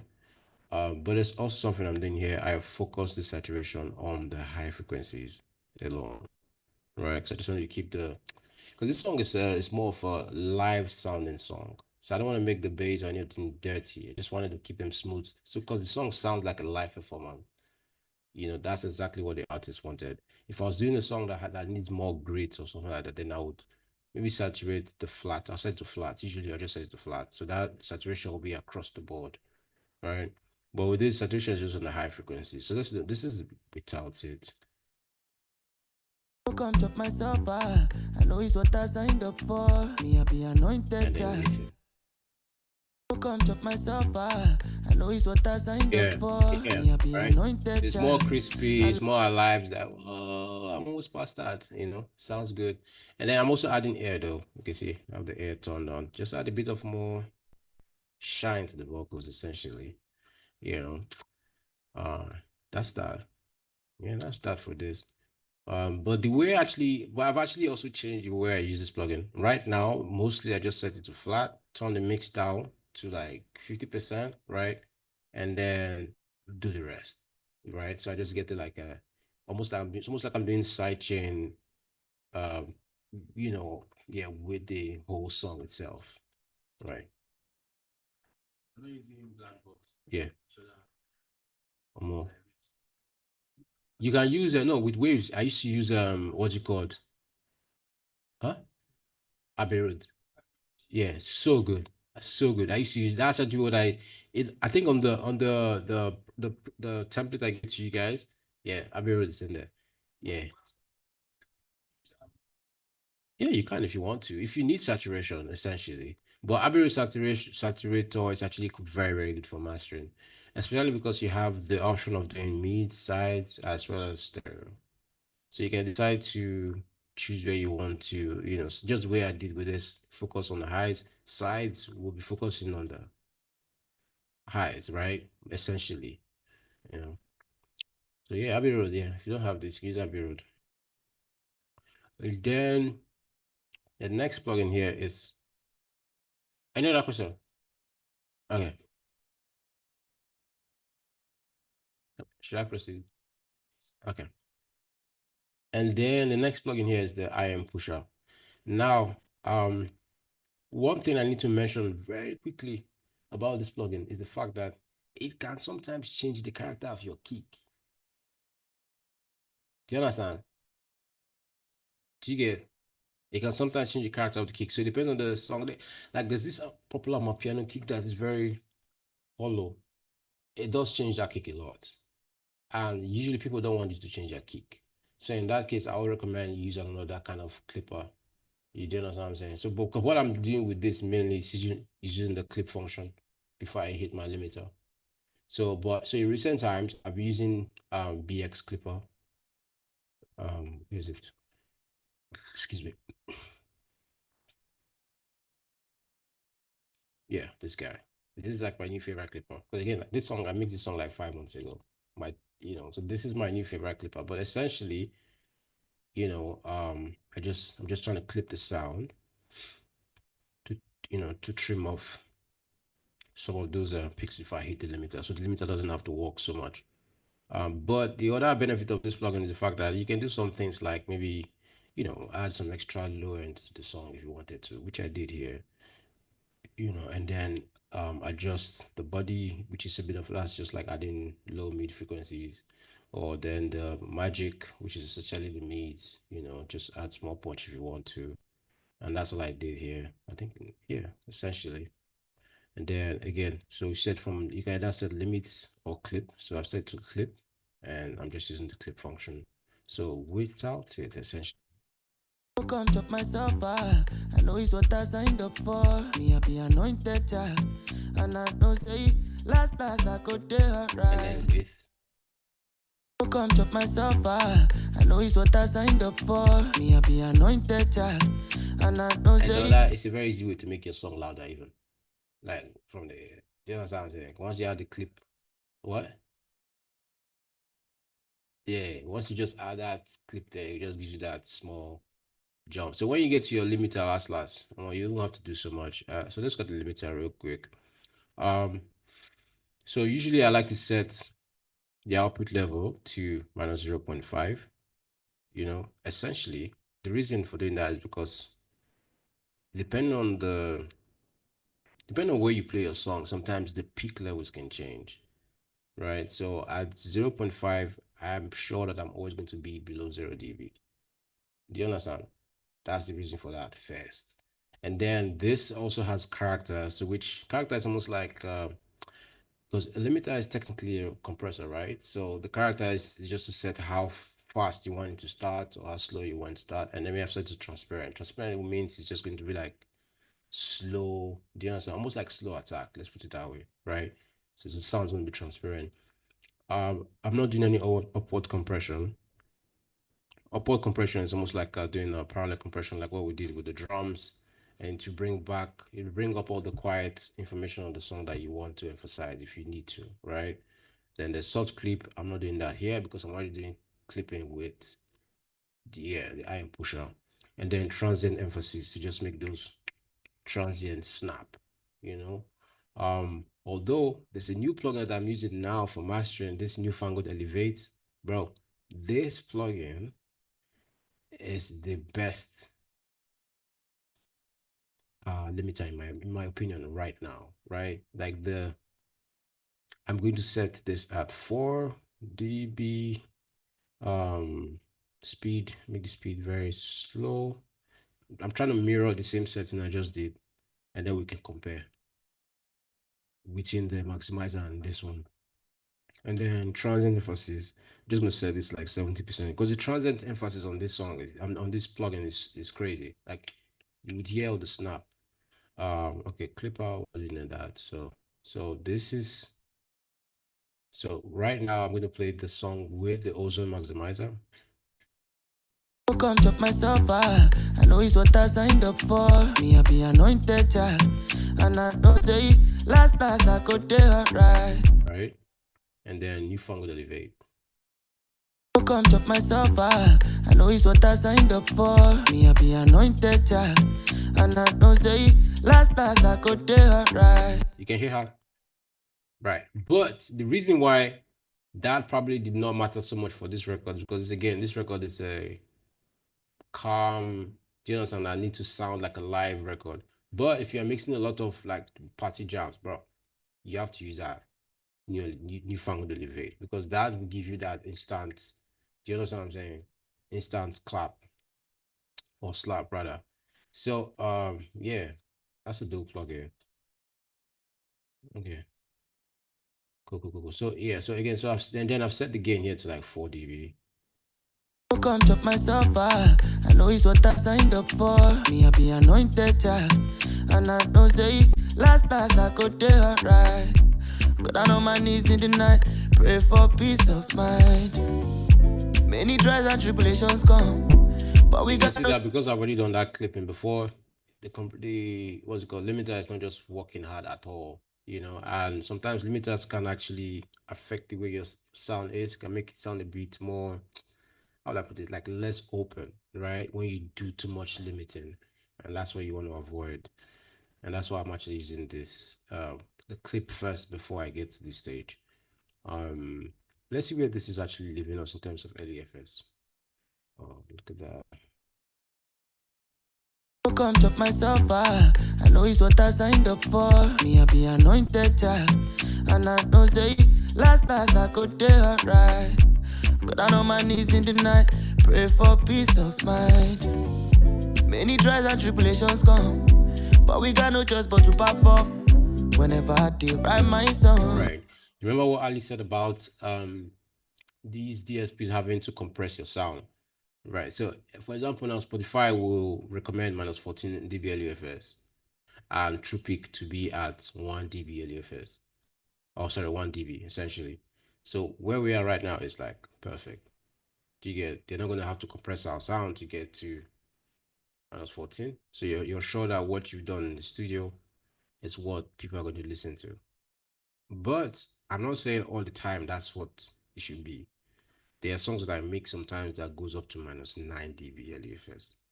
Do you understand? In fact, sometimes minus 8. But I just try to keep the true peak at least worst case 2 dB so that we don't turn down that true peak. They're only turning down by let's say 1 dB. Do you get? But it's just the way, I mean, it's just the way it is.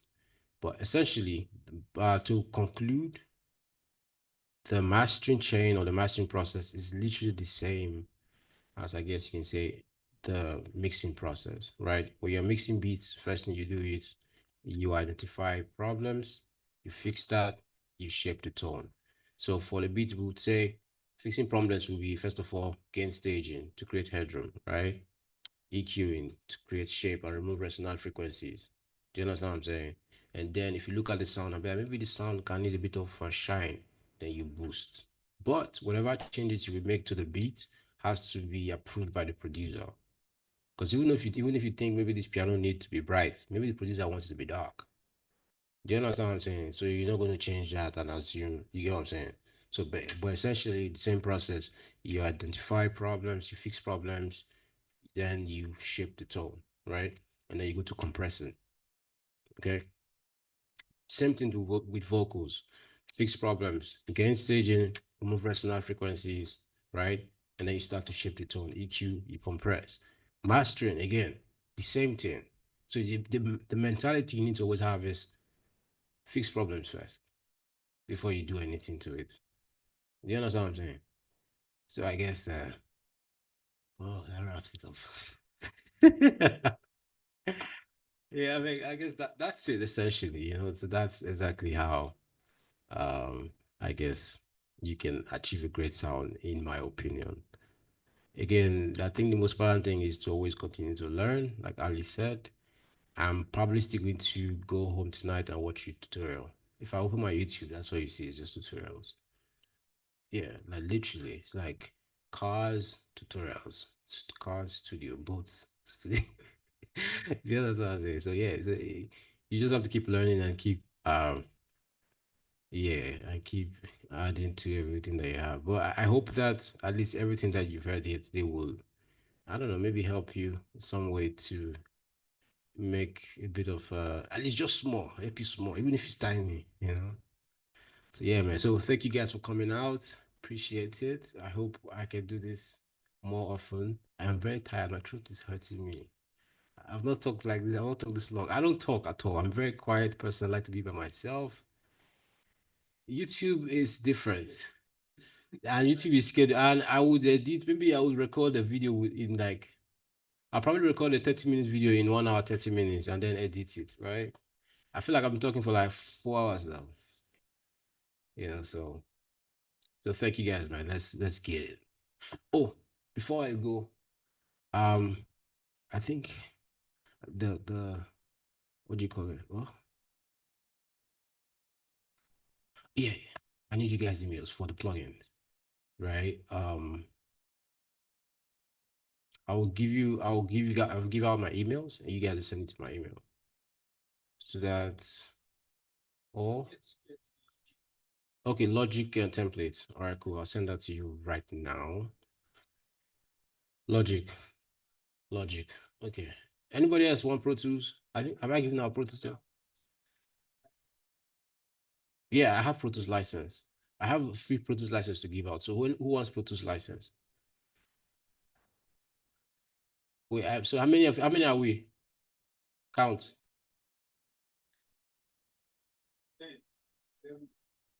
Well, 11. No everything. I don't use everything. I don't use everything. Sorry? How many are we? 11. I only have 10. What are we to do? I only have 10. Where's I only have 10. How do we do it? Who is going to sacrifice? You sacrifice? All right, cool. So that means 10 is gone. Yeah. Yeah, I know. Yeah, I know. The problem is, where's Freeman? Wait, hold on. Okay, I think we can close the Zoom session because we're actually done here. So to you guys that joined us for the Zoom, thank you so much. Okay, Daniel wants Pro Tools license. Daniel, please send your email to the Atmos room. Atmos room at, I almost forgot you guys online. Wow. gmail.com. Please send your Daniel. Please send your email to that email, and I will get you Pro Tools license. So we have to share screen, please. We can't. Hey, they can't see my door. I hope you guys saw the door last. All right, but yeah, thank you. Okay, thank you. Okay, you did awesome. Good, awesome. So yeah, man. That is going to be it for now. Shall see you on the next one. Benie Macaulay out. So send your email, please, to that thing. Yeah. All right, cool.